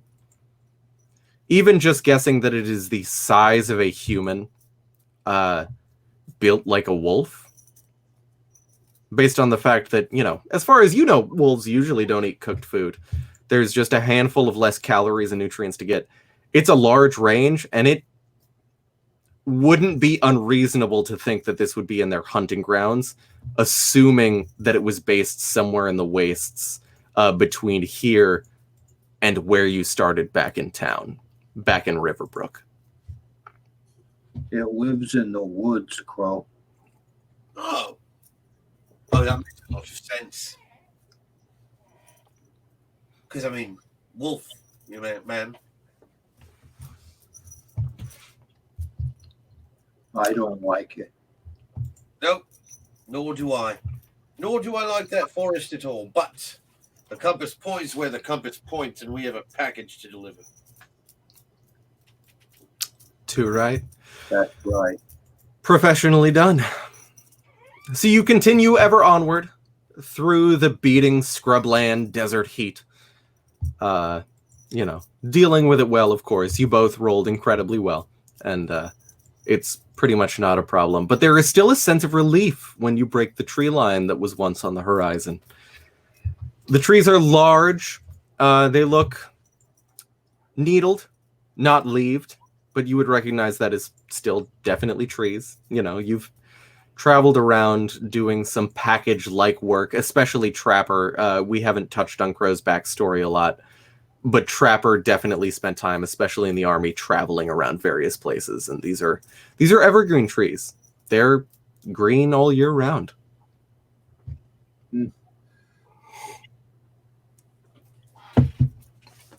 Good tree. And you push ever onward. Ever onward. Indeed. So you have probably around 3 hours of good travel within the forest before nightfall starts to hit. Are you continuing with the trail rations that you have, or are you trying to collect food again? What is the plan as nightfall begins to set? I think tonight we just go with trail rations. We'll do hunting. I'd love better hunting in the forest, almost certainly. Yep. We don't need to worry about it as much. Absolutely. So you settle on down, sorry, go on. I'm more concerned with finding fresh water for the horses. Yeah, go ahead and roll me a survival. See if you can find any fresh water that hasn't been stagnant in your things for a while. And you would both know, you got that cowboy wisdom. Dropping a little silver piece into your fresh water keeps it from starting to get stagnant proper. That's going to be a real thing. Survival. Yeah, you're able to find a small brook relatively easily. It's a bit more open because the trees sort of recede back from the brook because it's, around 10 feet wide. It's very shallow, but still relatively wide in parts. So you will be woken up early in the morning by the sun, which is not necessarily a downside for you, but no. Pretty much as soon as sunrise comes, it'll start to hit you. That's perfect for Trapper. Great. So you start to set up camp next to the brook. You have your silver piece lace thing because this is a real world thing. Silver as a metal has antibacterial properties, so it is genuinely a good thing to put in your water skins. You drink from your water, you refill them, set up the camp. Are you setting up a fire or not? We're in a forest, so I think a fire is good. Yeah, makes sense. I was just not going to burn the whole thing down unless this is really hot and dry like the scrubland was. Mm-mm. Okay. It seems like between your really good survival roll for finding the tracks and your pretty damn good survival roll for finding a source of water, nothing is dried out here particularly. Crow, what's up? What are you doing? Whatever Trapper thinks should be done. Yeah, we'll build a fire if there's not a danger of a forest fire. It seems clean, and especially on the down closer to the water where it gets a bit more silty. You've both been out enough that you know it is the dry season. A lot of this sand and dirt is based on the entire yearly seasonal passage. The water is not going to get all the way up here this time of year, but there's still enough water to prevent the trees from growing here. So you find a good place where the water is not going to come up and give you trouble, but the trees aren't going to be too close and there's not a bunch of grass. The handful that is there, you're relatively easily able to, pull up, use as kindling, fill the silt over. It's not a problem. There's pretty much no risk. And things start to settle down. Now, is there a watch order as you are now in a new environment? Same as we always do, where a trapper starts, then Crow gets up in the middle of the night, and then he wakes up Trapper after a while, and Trapper takes over again. Great. I don't have a die 4 out, but I do now. So, something is going to happen. 1 is going to be Trapper, 2 or 3 is going to be Crow, and 4 is going to be Trapper again. That is a 1 on dice. I can't show you because I have a shitty little webcam and it would probably not pick it up anyway. Trapper, make me a notice check as the sun sets and things start to get dark. Are you actively feeding the fire through the night, or was it just to settle down? Oh, it's actually going to keep the fire going if there's plenty of timber and there's not a chance of setting the forest on fire. It'll keep no trouble. Animals away. Yeah, when the light was still up, you were easily able to get a solid amount of it. It was a bit wet, but it wasn't green. And Trapper is not running a camp to keep magical animals away that might be attracted to fire. He runs a camp that will keep normal animals away. Yeah, I mean, of course. You come from a non-magical world. What was that again? Because he does things like a normal person. That's going to be 10 on notice. Great at 10. You hear cracking branches and the rustle of leaves off in the woods, somewhere to your northwest. Back in the direction you were coming, but a bit north. And you know that is the direction. And I don't know why I said that, but it is northwest of you. I will lightly thump Crow with my boot and move to a hidden position with my arrow and knocked in my bow. I will pretend to be asleep. Okay, you pretend to be asleep. Take a notice check, Crow, yourself, but also take a -2 since you're keeping your eyes at least half closed.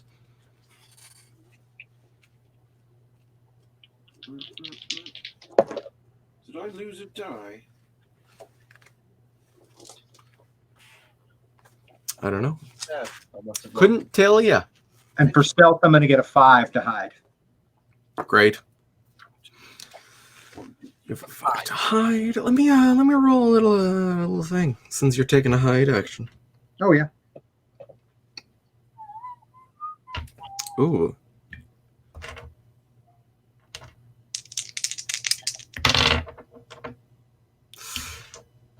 Pardon the curtain. 5 is a success in this contested roll. I rolled rather poorly. What's up, Crow? You rolled a 5. Let me roll a stealth check for you, Crow. Since you're doing a different thing.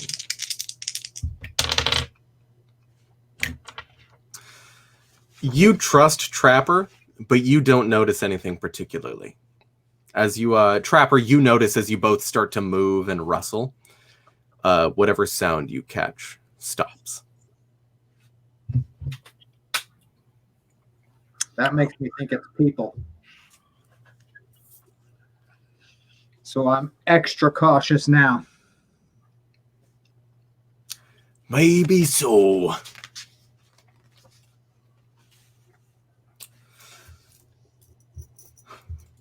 You sit there for a moment, and a moment longer. And about 5 minutes pass before I need you both to make another notice check. Crow, you are still at a -2.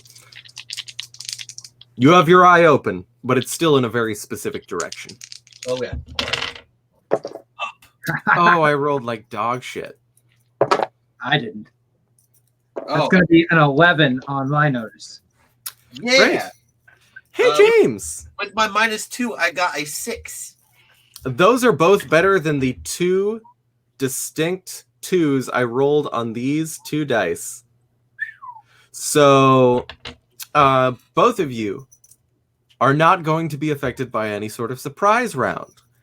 However, James, I believe you have those cards ready, yes? You. You got Go ahead and deal them out. First is to you. evening. Come again? So you've got to attack us pretty early in the evening to surprise us. All right, so you said Very first good. card to me. Here we go. First Trapper, second Crow. That's I'm going to be using that draw 2 action thing. I think maybe. We don't know that yet. Let's see what the other ones come out as. Who's Yeah, for I'll next? let everybody roll everything before I do it. Crow at an 8, and for yourself, a 6. I'm going to use one of my many bennies to redraw that. Okay, hang on. You put this aside. I'll Ooh. keep that. I'll keep that. That means I think I'm gonna at least try to be better than a 7. So Of course. that's better than a 7. Ooh, no, it's That's not. worse. Keep that 7. How about yourself there, Crow? Please do it. Also not better than a 7. Ooh. All right, it's no bueno.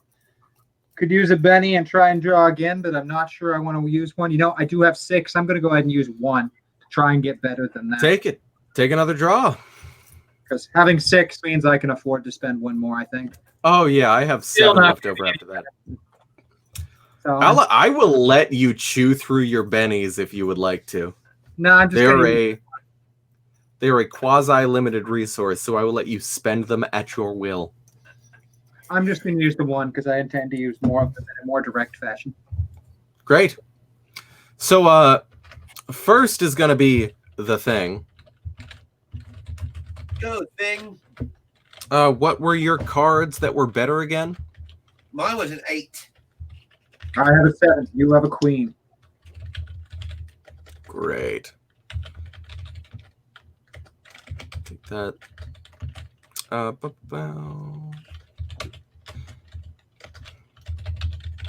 would just like to go on record and say how fucked the English language is. In that first, second, and third all use different 2-letter combinations. That's all. I'm just acknowledging it. So first is the thing. Trapper, you are further away from the campfire, given that you are awake and keeping watch. And I was hiding with the 5. Yeah, you were hiding with the 5. It did notice you, but you also noticed it as you made your second thing. So you were on even footing, as it were. You notice bursting out of this underbrush, these ferns and these various other things, this large creature. It looks bipedal, but almost like an obligate quadruped, which is words that I, as a dungeon master, are using that I understand if nobody else gets. So it is bipedal as far as the bone structure is concerned, but it still walks around on 4 limbs a lot of the time. So it, like a weird wolf-man hybrid. That's weird.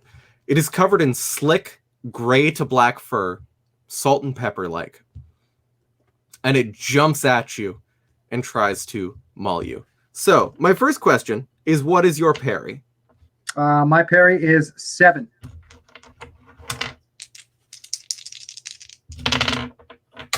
Excuse me, one of those rolled onto my keyboard. That's gonna explode. That's, thankfully for fighting checks, only 1 explosion counts. Can only get 1. Yep. Only Only 1 one explosion counts. So it's only gonna get an extra die 6 of damage. Excuse me, my hand was in front of it because my dice are next to my little web camera, which sucks, but I am replacing. A new one has been ordered. It'll be those and this. Let me see. Tracker. Mm-hmm. You are going to take a solid 15 damage. Oh, Raise as I you don't think must. I'm going to. Take a soak row. take a soak roll. See how much of that you can consume. Going to, because that's really close to my toughness, and I'm pretty sure I can make that 0 or less. Go on ahead, see what happens. The wonders of the medieval breastplate. Yeah, I mean it's. Oh yeah, I'm going to thick-ass reduce that to -1 because I have a D8 vigor, and I can beat that really easy. -1. You see this pseudo-humanoid lupine figure. This large, wolf-headed, larger than any wolf head you've ever seen, almost on par with the alpha hellhound that you saw. But this same salt and pepper fur, these large forewebs crawling forward and leaping 10 feet directly towards you as it tries to pounce on you and go towards your neck. But between the breastplate catching one of the claws and your innate sense of the ability to parry things and fight hand to hand, you toss one of them off. And we are going to move forward in the turn order. So, Crow, you heard that. What's up? And it attacking Trapper? Yes, it has jumped upon Trapper. You're not grappled or anything in the system based on that, but it is thematically on top of you. Excellent. As it tries to rip and tear into Trapper. Wonderful. Well, I'm going to jump on this thing's back and start trying to put it in a chokehold. Go ahead and take it. You would make a guess that it's around 8 feet tall if it didn't hunch. They So, big to me, mate. yeah, that's enough space. And, short tail. So that's enough space to try and jump on it. Oh, hell. Go on ahead and make me a certain... Fighting? Excuse me. Yeah, I'm going to give you fighting for that. Because it's fighting with an asterisk, but I'm going to give you to that, and I am going to make it opposed. Very well. Allow him to oppose it. I will.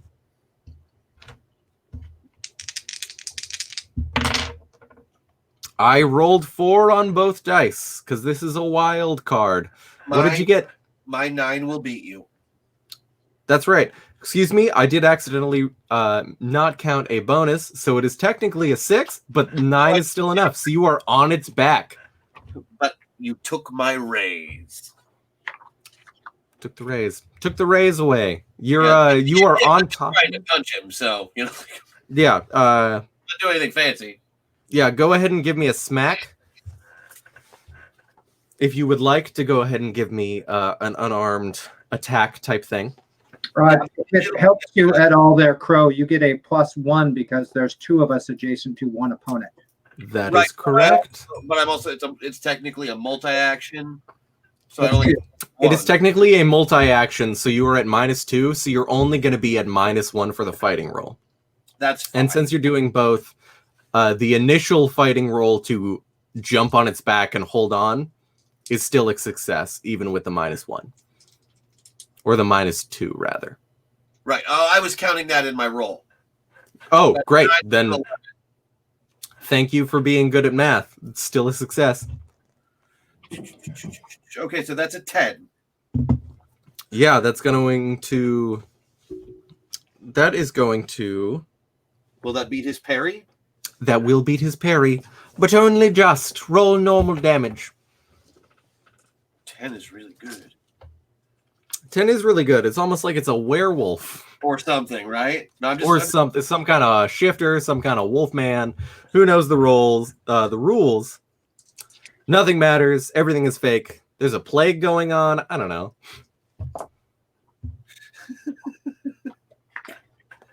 Six, 13 plus 6 is 19. 19 plus 6 is 25. This is the best die I've ever had. +1. 26. Okay. That hyper guy is my wild die forever. Hell yeah. Hell yeah. Is this a hand-to-hand? Are you trying to beat ass? Yeah, with this one, I haven't pulled out the magical sword of silverness yet because this is clearly just a big wolf. It's a big dog. You go and you know this is almost the best punch you have ever thrown. You hear the slap of meat on meat. I'm listening for that vertebrae to get like knocked completely out of place through the neck But break. there's nothing. It reacts as though it is hurt. It is shaken, but it is not injured. This is a fantastic punch. You know, I mean, you fucked with the Hellhounds earlier. Right. You beat the shit out of one that was this size, and it was also a weird, possibly magical dog based on the information you had been given. And it took serious damage from a punch like this. But this one Hold on. takes it in stride. It still like slugs into it, pulls off to the side in the vertebra zone that you were smacking. But it does seem to be taking it reasonably, and it does not take any wounds, even though the raise that you know you got would imply it. So, moving on back, it is Trapper's turn next in the initiative order. What's up? I am going to go ahead and use my fighting to test against him rather than directly attack him and attempt to give him a negative condition through my fighting. Okay, you go ahead and do that. I believe this will be a contested thing. Is that correct? Nope, it's just me doing a test, and instead of doing damage, he either gets distracted with a success or vulnerable with a raise. Great. Go ahead and take it. But no matter what my success is, I don't deal damage because I'm only testing. Right. And I trust you know the numerical implications of this. I, in fact, do. It's a Thank you. success on this, unless there's something that gets in the way of it. So this is going to be a success with a raise. Which Okay, is this? Yep. Is this based on parry since it's a fighting roll, or is this? It wouldn't actually. It's not actually opposed because it's only testing. So again, Okay. it's like they're like supporting someone, but supporting someone in a hostile fashion rather than supporting a friendly character. Okay, you're running interference. I mean, I'm running it, but I know you know the system better than I do, Yeah. so I'm deferring to your judgment because I know you're not a cheater. So in this case, he's going to get the negative effect of subtracting 2 from all trait rolls for his next turn. In addition, Okay. anyone making actions or attacks against the target get +2 to their trait rolls. Okay. And that's all I can do for a turn. That's great, though. It inflicts no damage. Absolutely. And that is until the top of your next turn. Is that correct? That's his next turn. If he has, if for some reason things changed around initiative orders, it wouldn't matter until his turn ended. Great. Okay, that makes sense. Which is good because that is the end of the round and we're all going to have to draw a new initiative. So once again, right. First Trapper, since you have the cards. Second Crow. Third Werewolf. Trapper's going to get a 7 again. Trapper's got a red 7. Crow is going to get a 10. Mm, I'll take it. And you will get a 9. get a 9. I want to go ahead and use one of my bennies to try and get a different card. Go ahead and do it. In this case, is this going to be better? No, it's not. I burned it. No, it's not. The Werewolf is also going to spend a Benny to get a better card. And you will with an ace. Blast. Dag blast it. He goes. Again. Great. So, I'm going to assume your effect lasts till the end of the Werewolf's turn. Yep. Which means it's really only going to give him the distracted one because vulnerable won't matter because no one will get to attack him before the end of his turn. Right, of course. However, it is going to notice what is going on and notice the one of the two of you that actually did bruising levels of damage at the very least. And it is going to attempt to break. It's going to attempt to break Shaken. No way. Oh, It's got to try, right? Let's see. Where is that thing?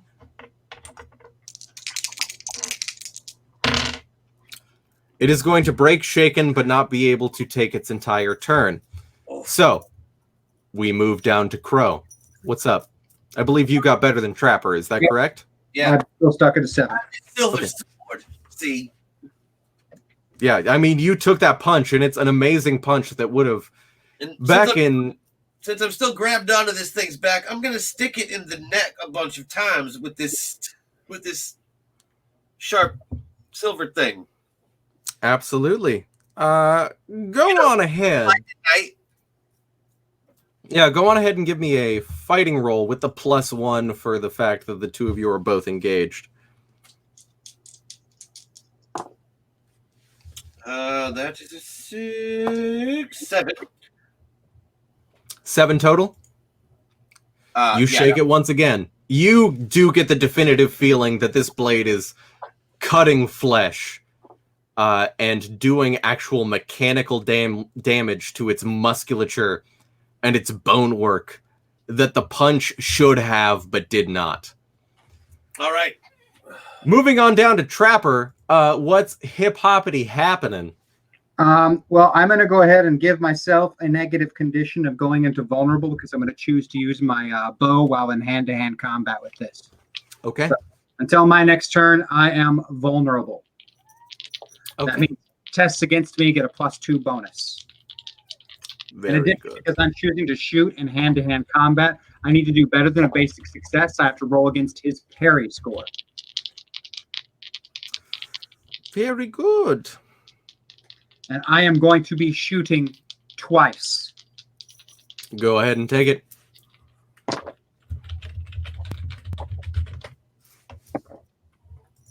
That's going to be a 14 on the first shooting test. Hit and a raise on the first one. And a 16 on the second shooting. Hit and a raise on both.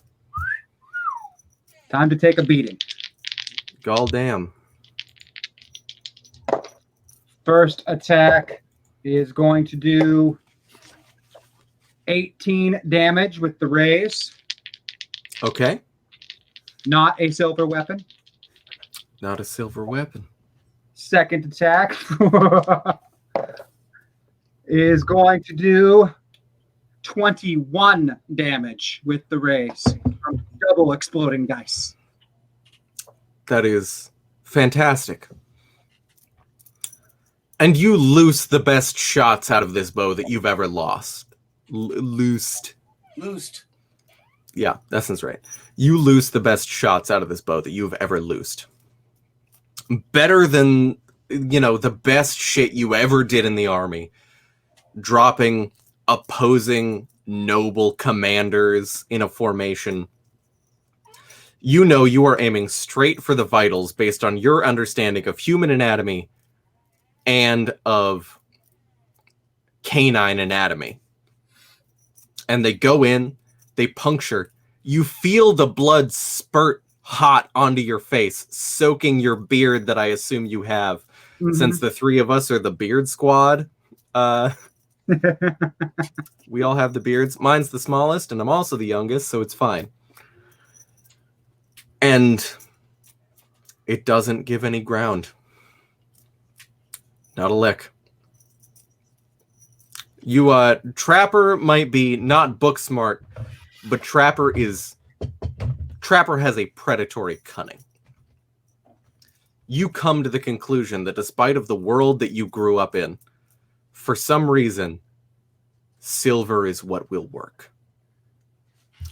And we're going to move forward till the end of the initiative, and everybody is going to draw another initiative card. All right. All right. Trapper, I'm going to get the Joker. Trapper got a Joker. Moving on down to Crow. Very nice, by the way. Crow gets a 5. By the way, we Five. both got a Benny there, Crow, from me drawing a Joker. So give yourself another Benny. Nice. It's true, you both did. And we're going to give a 9 to the werewolf thing. I suggest you use that new Benny to get the Yeah, Joker. I'm doing it. 6. But a 6 is a little better. I'm also going to use one. I'm not going to use one for the werewolf. That doesn't make any sense. No, go ahead. Keep using. I would love to, but spending bennies is a player side thing, not a character side thing, and I, as the game master, smart enough to know that that's not going to do anything. But we're playing morons. That's good. You're playing, my blue collar self is going to give you as character some support and say that you're playing non-educated people, not morons. Very different. Oh no, I think Crow's plenty educated. I just think he's kind of dumb. Okay, I'll give you that. If it's Crow is pretty educated, but Trapper might very well be a moron. absolutely. Trapper, would you like to go first, or would you like to hold to interrupt? Because I want to screw his turnovers. You're seeing that those arrows didn't do a whole lot. I'm going to revert to my original tactic of testing against him. Okay, yeah, grab those forelimbs and keep them contained. I think I'm going to use athletics in this case to test against him. To just like you said, I'm physically going to attempt to hamper his bodily movements and prevent him from doing harm to my companion Crow and myself. Absolutely.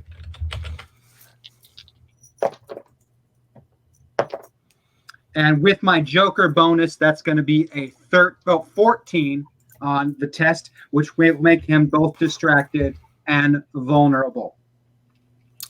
This is correct. And because it's until the end of his next turn, this turn is going to be burned by it. Yeah, he's not having a good time. Not having a good time at all.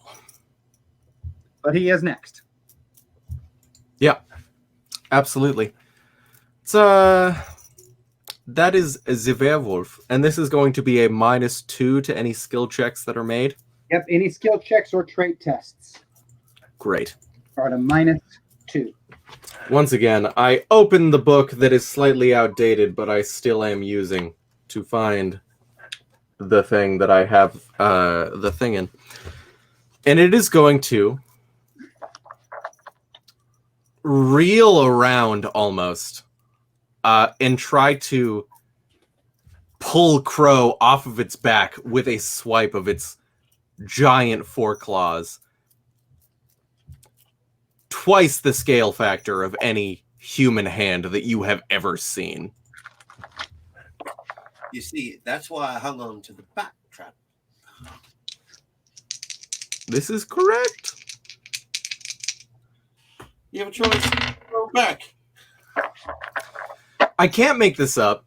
I'm not pulling any punches on you, but it did roll a 1 and a 2. Oy vey. So I would trust that you, as players who play with me, usually know that I'm not pulling any punches on you. So that is a 0 flat. Not even close. Not even close. Pushing down to Crow, it is your turn with the silver sword. Can you spend a penny to reroll? Yeah, he can use the Benny to reroll because he's a wild card. Oh, shit, you're right. I totally forgot about that. And I am going to, because that's on me. Thank you for reminding me to kill you better. I'm sorry. It's all right. You're going to have Bert really wants to see me die, so I was just repeating. Fair enough. Crow is a 6 total going to hit your parry. No. Great. Then that's not going to connect, even with the Benny. All right. I'm going to attack twice on my turn. You get Make plus your 2 fighting because of, the support or the testing that I gave you. So you get +2 bonus and +1 for gang up. You're at +3. Right. Yeah. I'm still taking 2 attacks. Yeah, Okay. which I believe is a total of +1 on whatever you roll. Correct. All right. I've got to be out of my way now. All right, fighting dice. You're pink and purple, and you should work. Not bad. That's not bad. That's a 7. 7 is not going to beat the parry of the beast. Would you like to re-roll? That'll be 8 with the... 8 will still not beat the parry of the I would beast. love Would you like to re-roll?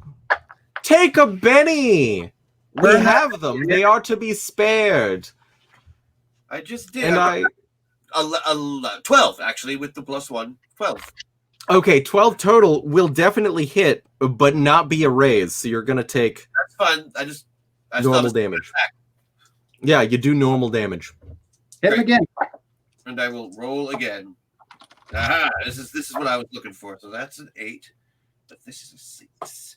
I mean a 12 with a 5. So 12. Still not a raise, I know, but Not a raise, but a shaken. So you will keep... Those are to hits, not damage rolls, are those they? are to hits, not damage rolls. I haven't done Those damage. are not damage Oh, rolls. that was your to hit. Yeah. He has not rolled excuse any me. damage. I assumed I totally misunderstood what you were saying. Roll me damage for both attacks. Okay. And he's Yeah, not you get both. shaken anymore? He's still shaken, and you get damage on both. What is the damage for the sword? Let me look. What category of sword is it? It's a short sword. Give me just 1 second.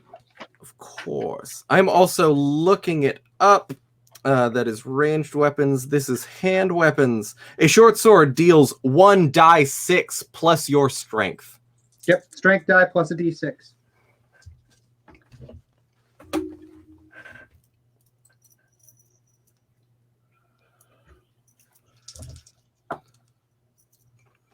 Right. 19 on the first one. Very good. 2 and 10. 18 on the second one. Great. First one, definitely making a soak roll. And what is this creature's vigor? So that is going to be a 19. That is going to explode. You are going to deal 1 wound with your first attack. And I am going to double check with James. Sure. Can I make more than 1 soak roll in a turn if I am hit with multiple attacks? Yeah, you just got to spend bennies for each of them. Great. Spending the second Benny. You can, in fact, spend multiple bennies attempting to soak the same wound roll if, like, you didn't like your roll and you wanted to roll it again. Right, You but can that's a spend- reroll, not an add. Yep. Great. But Yeah. you can't stack them up. Like, you can't add the dice together on soak rolls. Great. Gonna take the first damage from the first roll that was partially succeeded. So 1 wound at least will be inflicted. Wound plus shaken so far. I rolled a 6 for the second time on the d6 because this creature is a wild die. And that, in total, is going to be 2 wounds that you inflict on this wild die. Hey, that's enough to give him a -2 on everything. That's good. Yeah, 100%. And my bennies are down to a 4. That's what I started with. Yeah, I had a lot. I didn't spend a lot of them. So now's the time.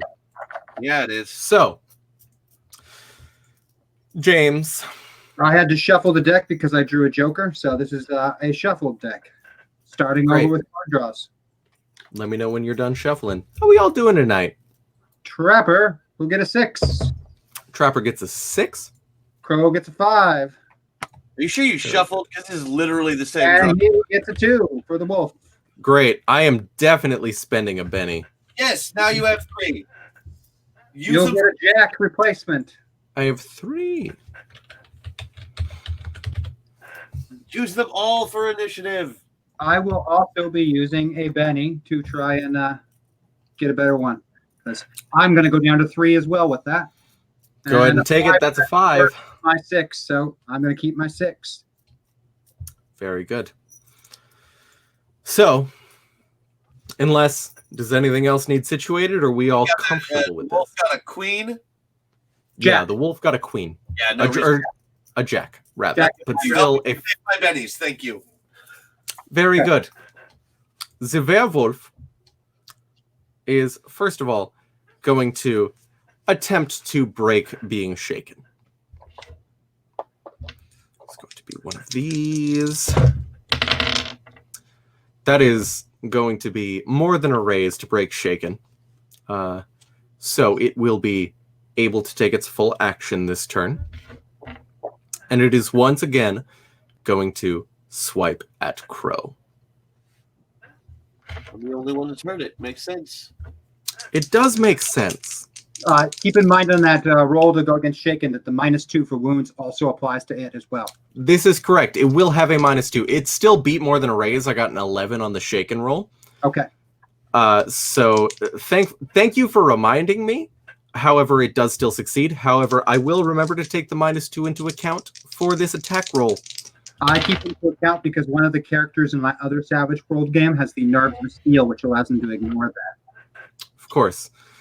Unfortunately, the big one got a reroll.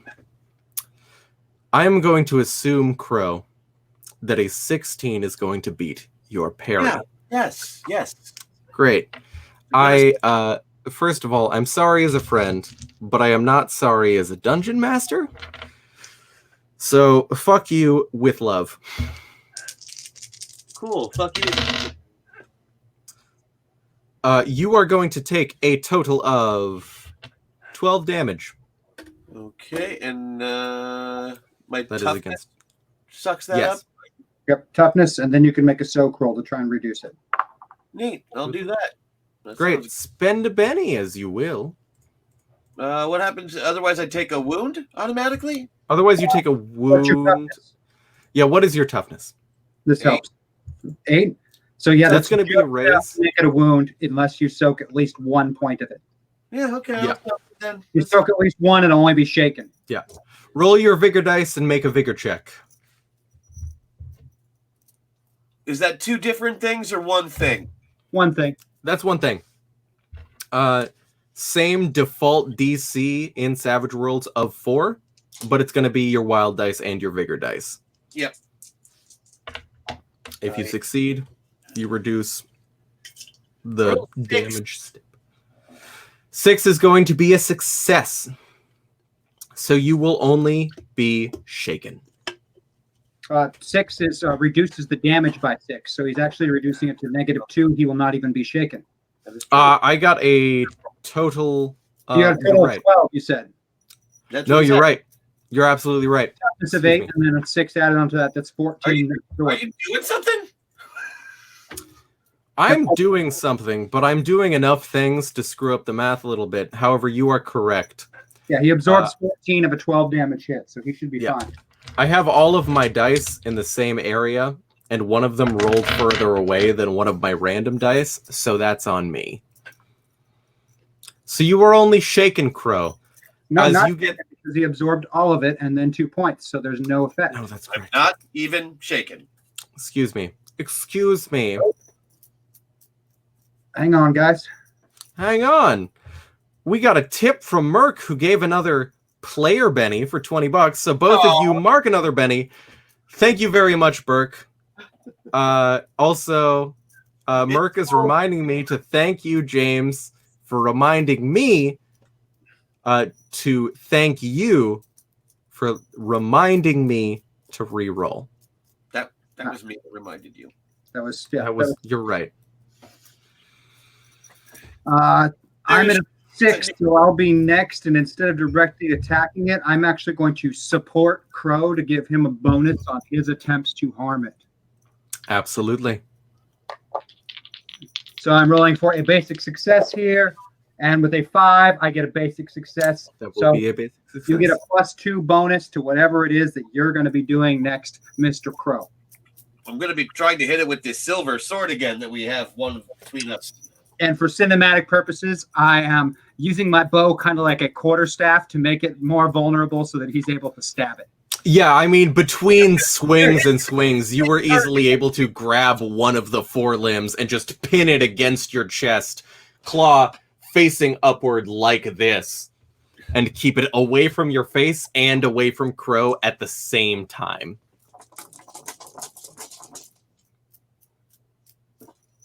You might not be book smart, but you know what the fuck is up. Yeah, we know what the pointy end goes into. Let's go. Is it my turn yet? It is your Yes. turn, and you have a +2 bonus due to the support from Trapper. I'm gonna. I'm gonna go for 2 attacks again because I'm crazy. Go ahead and do it. Go ahead and do it. I'm going to double my pleasure. And the quote at the bottom. What I wanted to see is the big number on the big die, which of course I rolled a 2 on for the second time, but still, that is a 14 with the -2. 14 will give you 1 raise. Yes, it will give you 1 raise. And you still get +1 for the gang up. So you're at There's a another +3. friggin' 12. I want to show you. Roll that shit again. Oh, okay. You see it? It's neat. And I'm rolling that shit again, and it's a 7 instead of a 2, so that's 19. 19. These are attack rolls, so you can only get 1 raise. I know, but you got raises on both of them. Good attack rolls. Usually, I've been just making it every time I. Hey, 3 dice damage might make the difference. Yeah, 1d6 to both of your damage rolls. I'm hoping so. Okay, rolling first damage. That's a 6, and that's a 6. It's a 4, 6, 6, 4, 16. +4 is 20. +6 is 26. I am, of course, going to try and soak that. 27. 27. Okay, let me see what I am working with. The vigor roll. This may surprise you. The vigor roll on a werewolf is very good.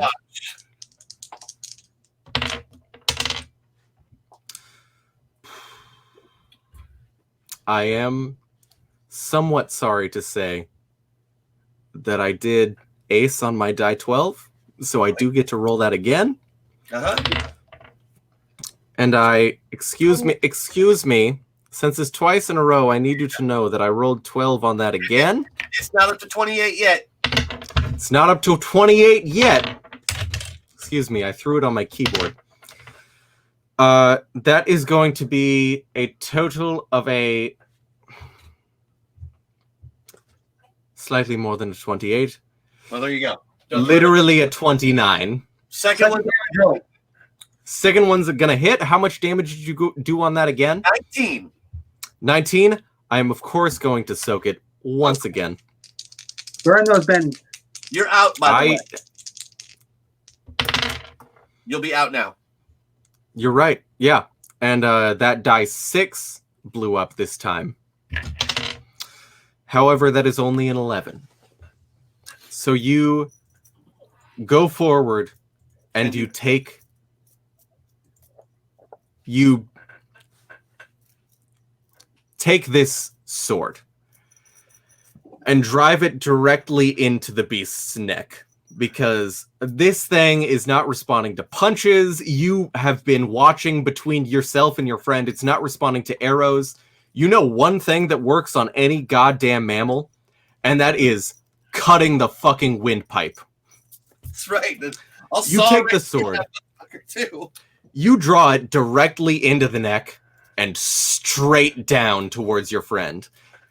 Not only is Trapper covered in werewolf blood, which Trapper, by the way, smells not only coppery, but delicious.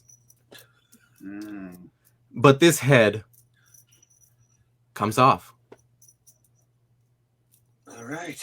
The thing takes one half-hearted howl as it reaches up, grabs the back of its head, because you didn't sever the back behind the windpipe, pushes it back in to realign things, and gives one fully beautiful, at this point, almost, howl straight to the full moon. And then collapses.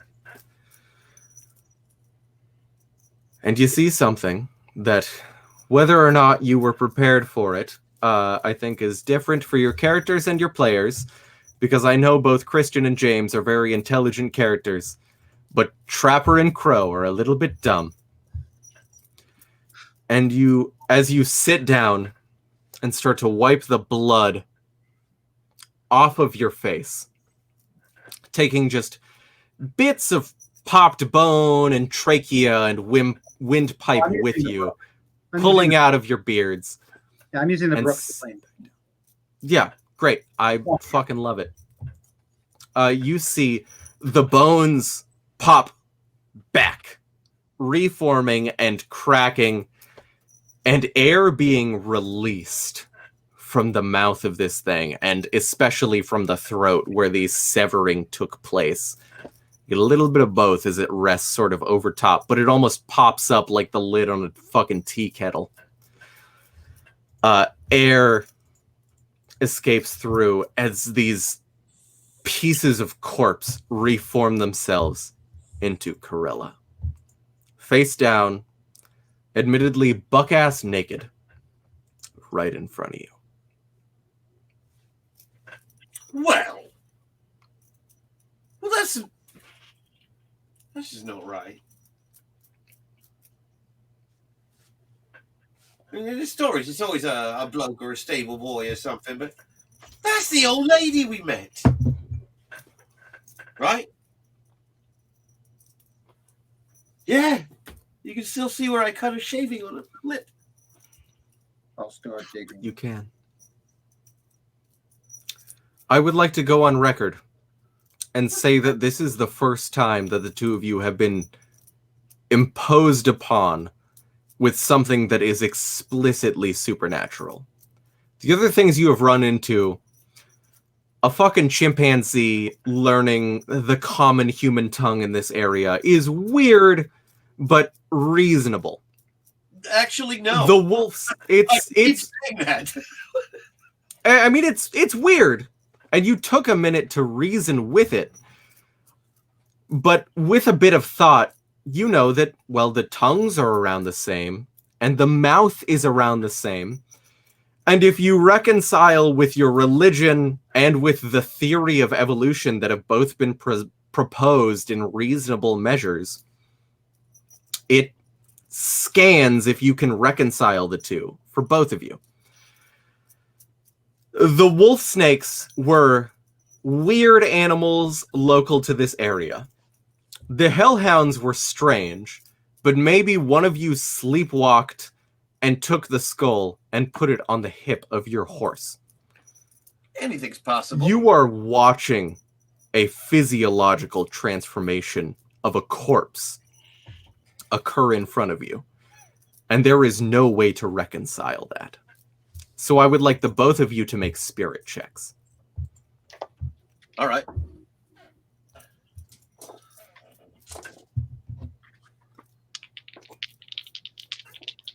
This will be at a -2 Like because with your Savage Worlds, do you? Both of these will be at a -2 because that's what werewolves have. They're very scary. Even with the -2, I'm going to get a 9 because Trapper's just a little bit dense. Success in arrays. Shit happens. You saw weirder shit in the army. I got an 11. You got an 11. We both just kind of look at each other. So, yeah. Wolf woman. I'll start digging a hole. Yeah. I think I'll help this time. I'm going to dig her a grave. In the clearing by the stream. Mm-hmm. Absolutely. The silt is easy. Corilla. Wolf. Corilla. Woman. And there'll Wolf probably woman. be plenty of rocks in the brook to put on top of it to keep the buggers from getting into it and eating the body. Yeah. She You notice one thing. Was. Yeah, as you're going to bury her, one thing in her pouch that takes note. A pair of knuckle dusters. Just one. I said a pair, but just one. Sterling silver. Now, that's more like it. She was obviously as afraid of the werewolf as you were. If not more so because she believed in it.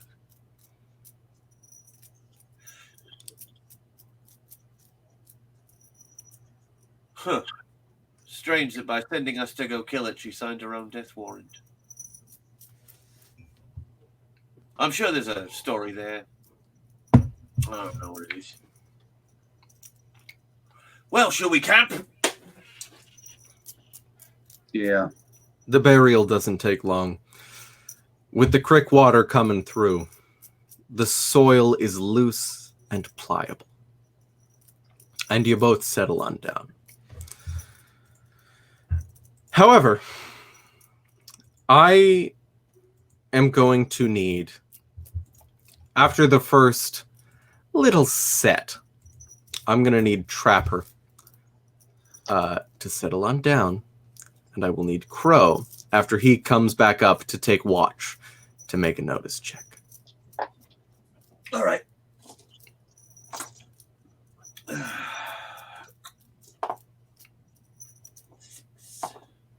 Nine. You notice it. The unturned earth that you have resettled for Corilla doesn't move, but you noticed also a iridescent smoke, like oil in a puddle on the street, starts to whisper and wave back on up. And you notice the form of Corilla. And she stands, fully dressed, all of her gear and her little sort of almost utility belts worth of things in her linen cloak. Look towards you. I had no idea. Neither did I. Completely took me for a loop. You're dead. You are asleep, Trapper. Unless you would like to take me at a -4 Nope. notice check. Trapper would much rather sleep through this. Yeah, I mean, Trapper's asleep. You went back to sleep after your first watch. Trapper would much rather sleep through this. Trapper is asleep.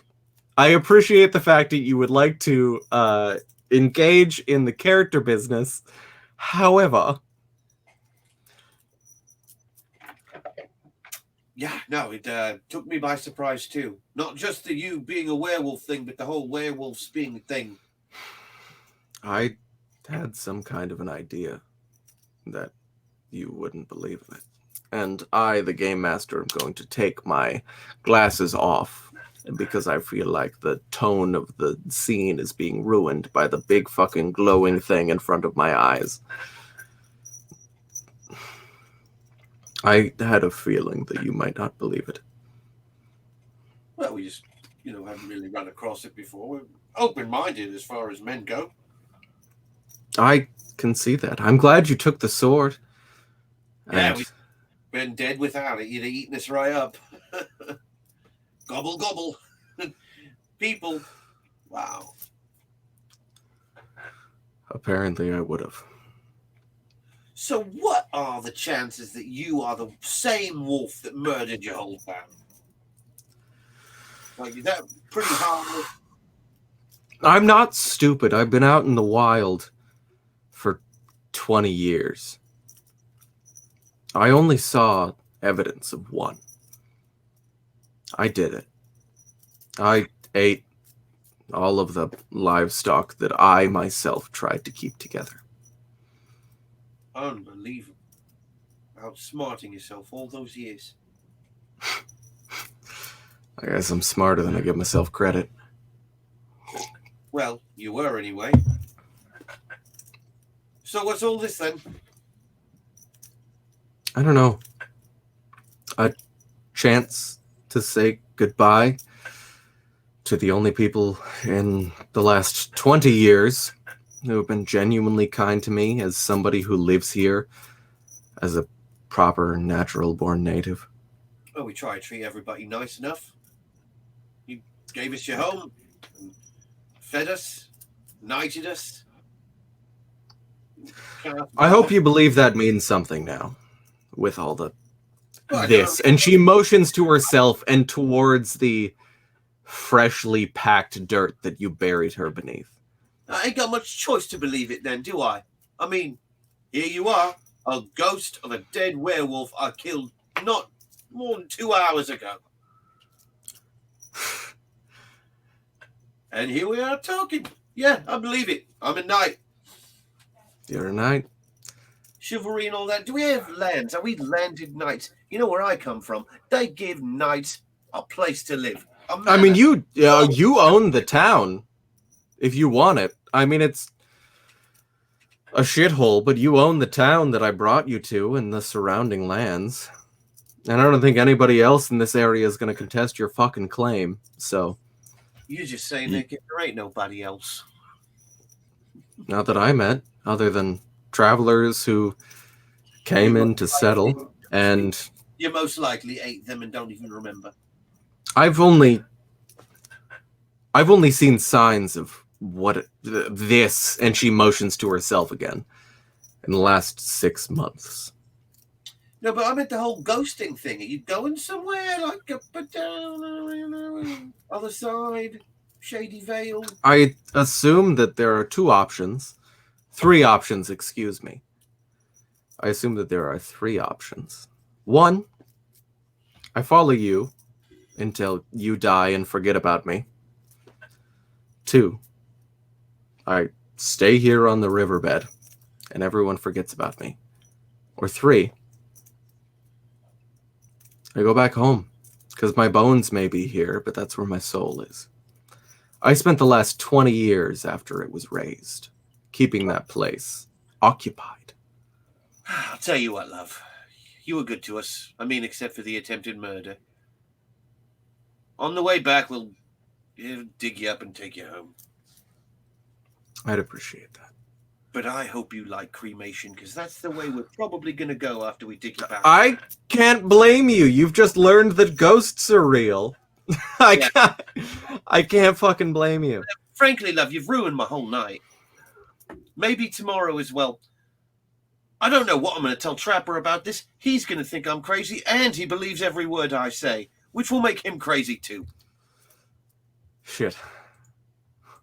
Crow, do you want to survive this? God. For the next 2.5 weeks? Yeah. Can I give you what I had?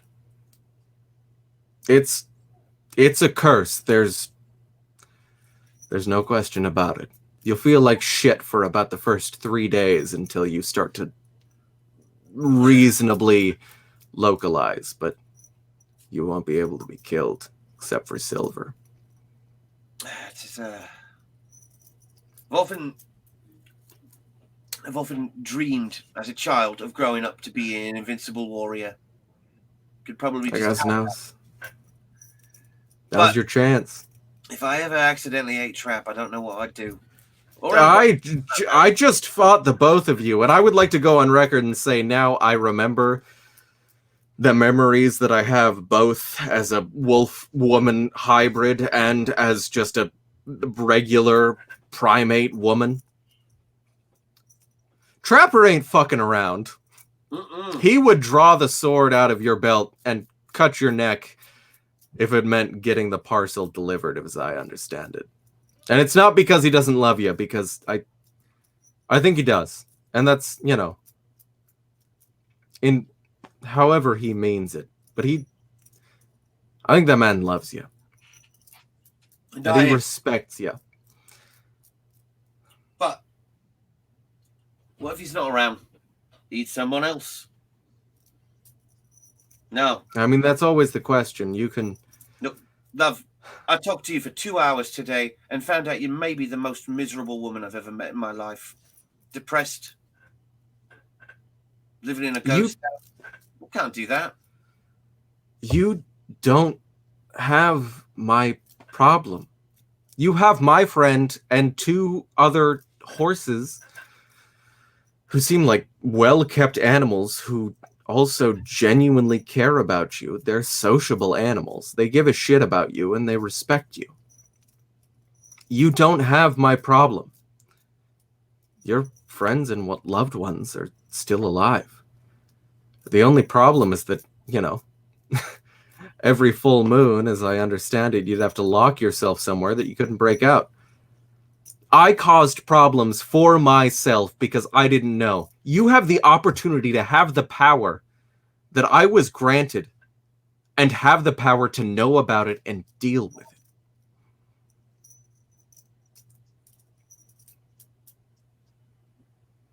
to deliver a package, though. I'm sorry. I've always been a city folk type, you know? Right. Like living amongst the people. Did you grow up with a cellar? I mean, I was sold once or twice. Why? Once a month, every 28 nights, you spend the night in the cellar. You get somebody else to bar it for you and unbar it at sunrise or whenever they wake up. Lifetime. I knew that my ancestors had the curse, the gift, whatever the fuck you want to call it, of lycanthropy. But I assumed it was bred out because my father was an outsider from your side of the hills. I didn't know. But if you know, you can work around it. And it'll make you hardy. Maybe. I mean, we fought, and I remember it. You threw the best punches that I've ever seen a mortal person throw. And Trapper shot the best bows while I was grappling and tackling him, I might add. He loosed the best arrows that I have ever seen in my life. I am 57 years old, and that's the best shit that I have ever seen. You can make it. I am offering you resilience on top of the skill. Things will get worse here forward. Look, it sounds very tempting, and I might just say yes, but this is not a decision I can make on my own. I mean, I can't look after myself a day a month. Who do you think that falls to? Big guy over here. You can wake him up if you'd like. No, I am. Hey, Trap. Yeah. Hey, before you open your eyes all the way, there's a ghost standing in front of you. Hi, Trapper.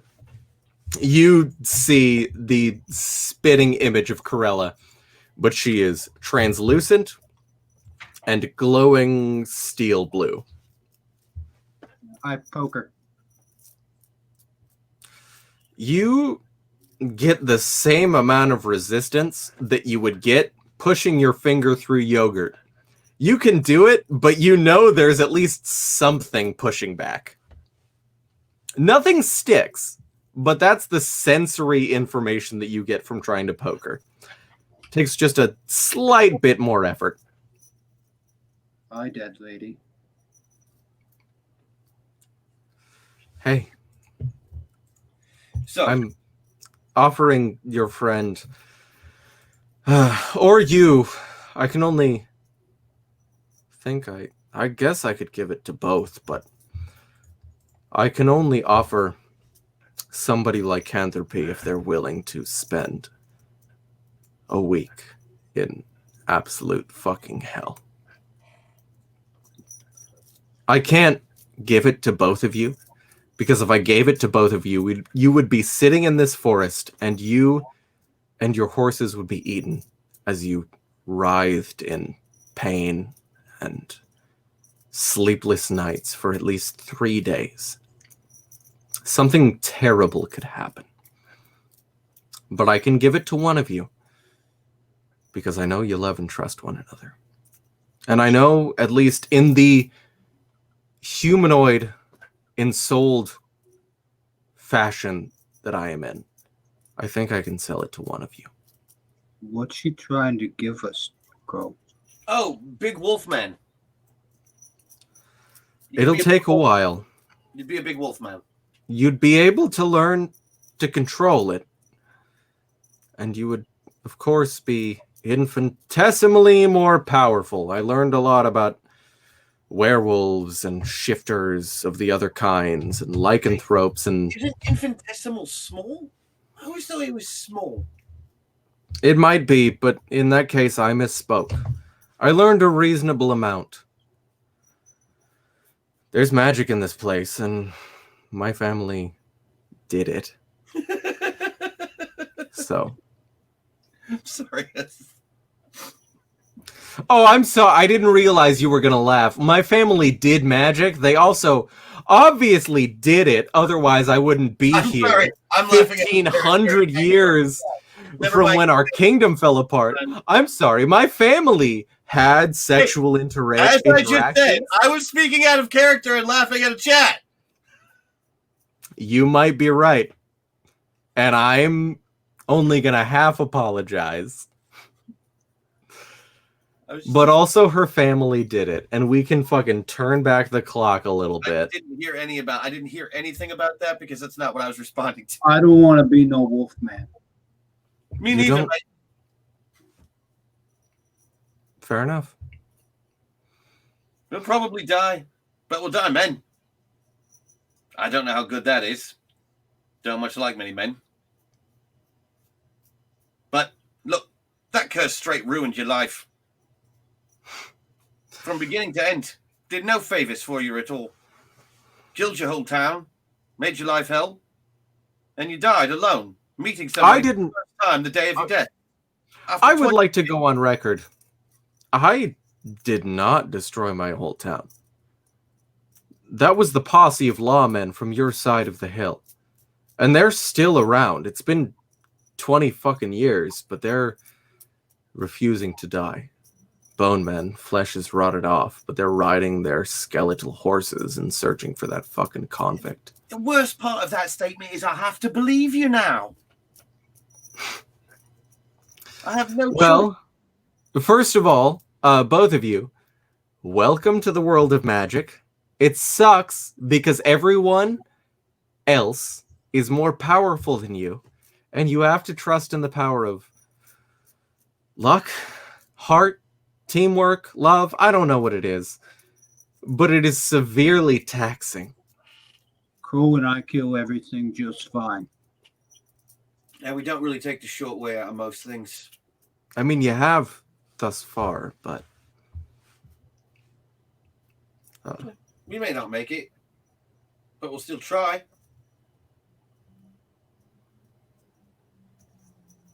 I don't think we need a curse to pull it off. And I said from the beginning, Trapper and Crow is a business built on men. Two of them, Trapper and Crow. It's not a very good slogan. I realize that. I mean, it actually is a much better slogan considering the situation. Anyway. Shit. I'm sorry. No. Both of you, no. Both of you, as she says, I'm sorry, are going to have to make spirit checks.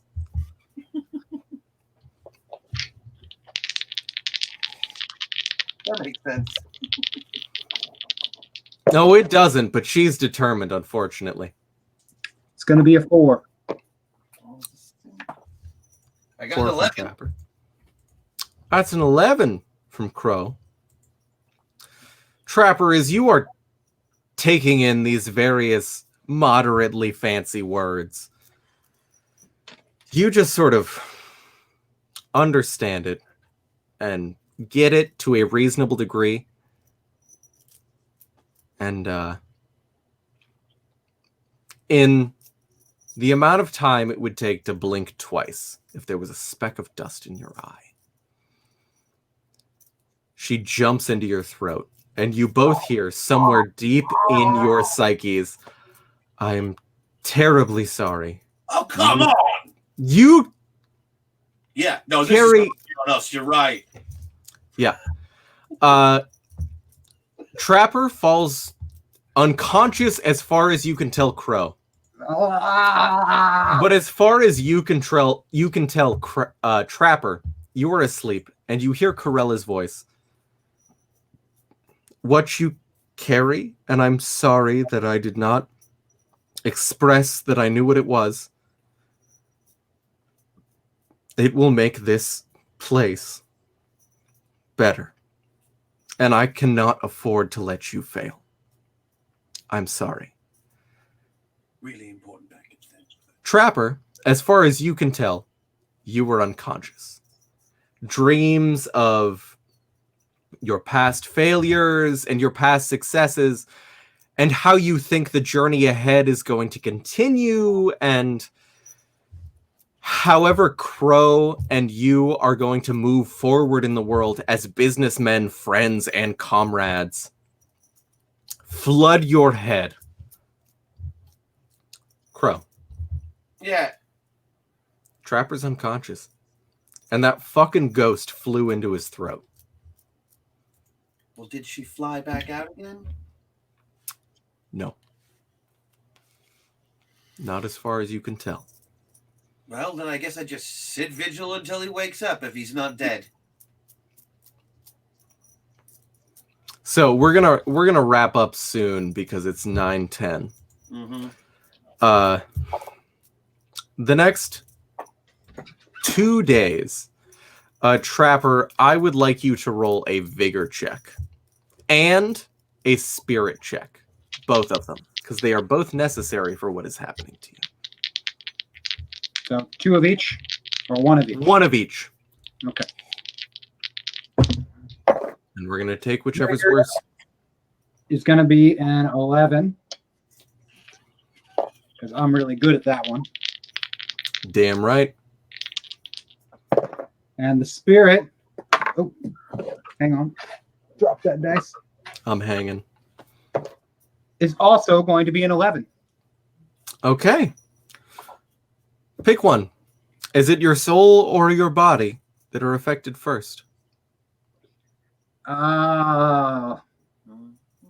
You get to pick as a player because you rolled the same on both.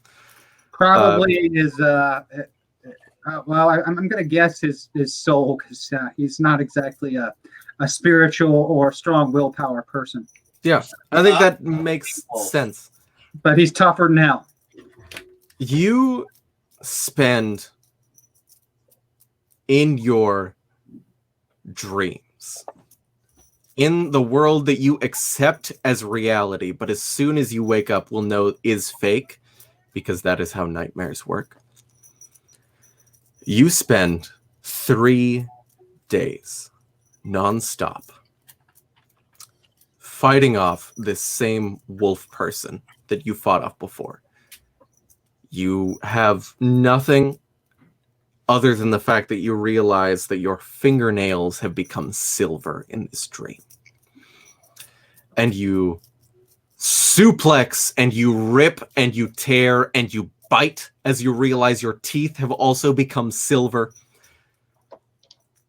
And eventually you wake up as you have properly, finally bested her. Bested Corella in her cursed form.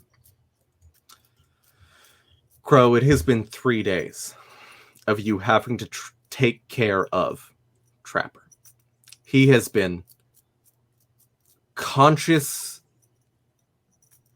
a little bit at best, spouting words of combat and the things that you know from the past while that he would shout to you, that he would say, trying to coordinate and deal with a certain enemy that he had trouble dealing with and knew that your teamwork was necessary and was always right to you.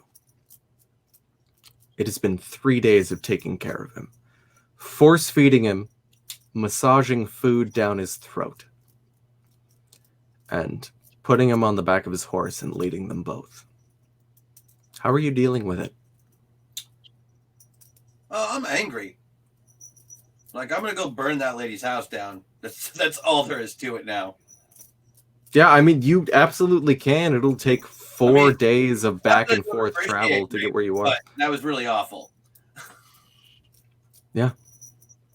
Of course. And that's where we're going to end it tonight. As Trapper is in the throes of contracting lycanthropy, and our friend Crow is having to deal with his incredibly sick friend after someone they not only beat, but befriended, decided that this was necessary. And that's where we're going to pick it up next week.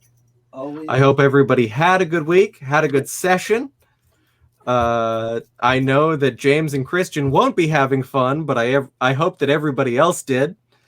and I'm sure they'll chew me out about it later. You're supposed to let us have fun too. We're supposed to. I want you all to have fun, but on top of that, I want you also to both be. Listen, I know you're both good actors, so I know you both will deal with this in a dramatically and enjoyable way. So, piss your pants. Let me just slurp water more aggressive than I've ever punched someone in my life. I have punched some people pretty aggressively. So, do the two of you have anything to add? Anything you would like to plug? Anything like that? Not tonight, man. We got Zoe shows all week, man. Zoe shows. Metaverse on Monday again. I mean, Are we back? Yeah, we're back on Monday. More Metaverse. Good. All new stuff. Hooray! Damn right. The version we had last Monday, we're going to a whole new place. It's going to be interesting. Got a great cast lined up and everything. We got Dead Gentleman Game Night on Tuesdays, Void Jumpers on Wednesdays, Zoe Game Night on Thursdays. More of Couriers coming next Friday. Damn right. I hope to make it less frustrating, but after a week, you'll all be invested, so it's fine. No, it was. I don't think it was frustrating. It was good. Just got a little. Oh no, I'm talking to you both as players. Non-consensual towards the end, and that always creeps me out. Oh yeah, I'm sorry. I'm not sorry that it's spooky. But I just hope you both as players will be able to deal with the fact that you are non-magical people in a very magical land. Absolutely. It was just, like I said, it was just that little non-consensual bit at the end. That's the unfortunate truth of curses. You don't get to choose. I know. But it doesn't make it right, folks. It doesn't make it right. Consent is key. You have all of my blessings. If there's a werewolf causing you trouble, talk to your local witch who you trust, and they'll deal with it. Good night, everybody. Have a good night.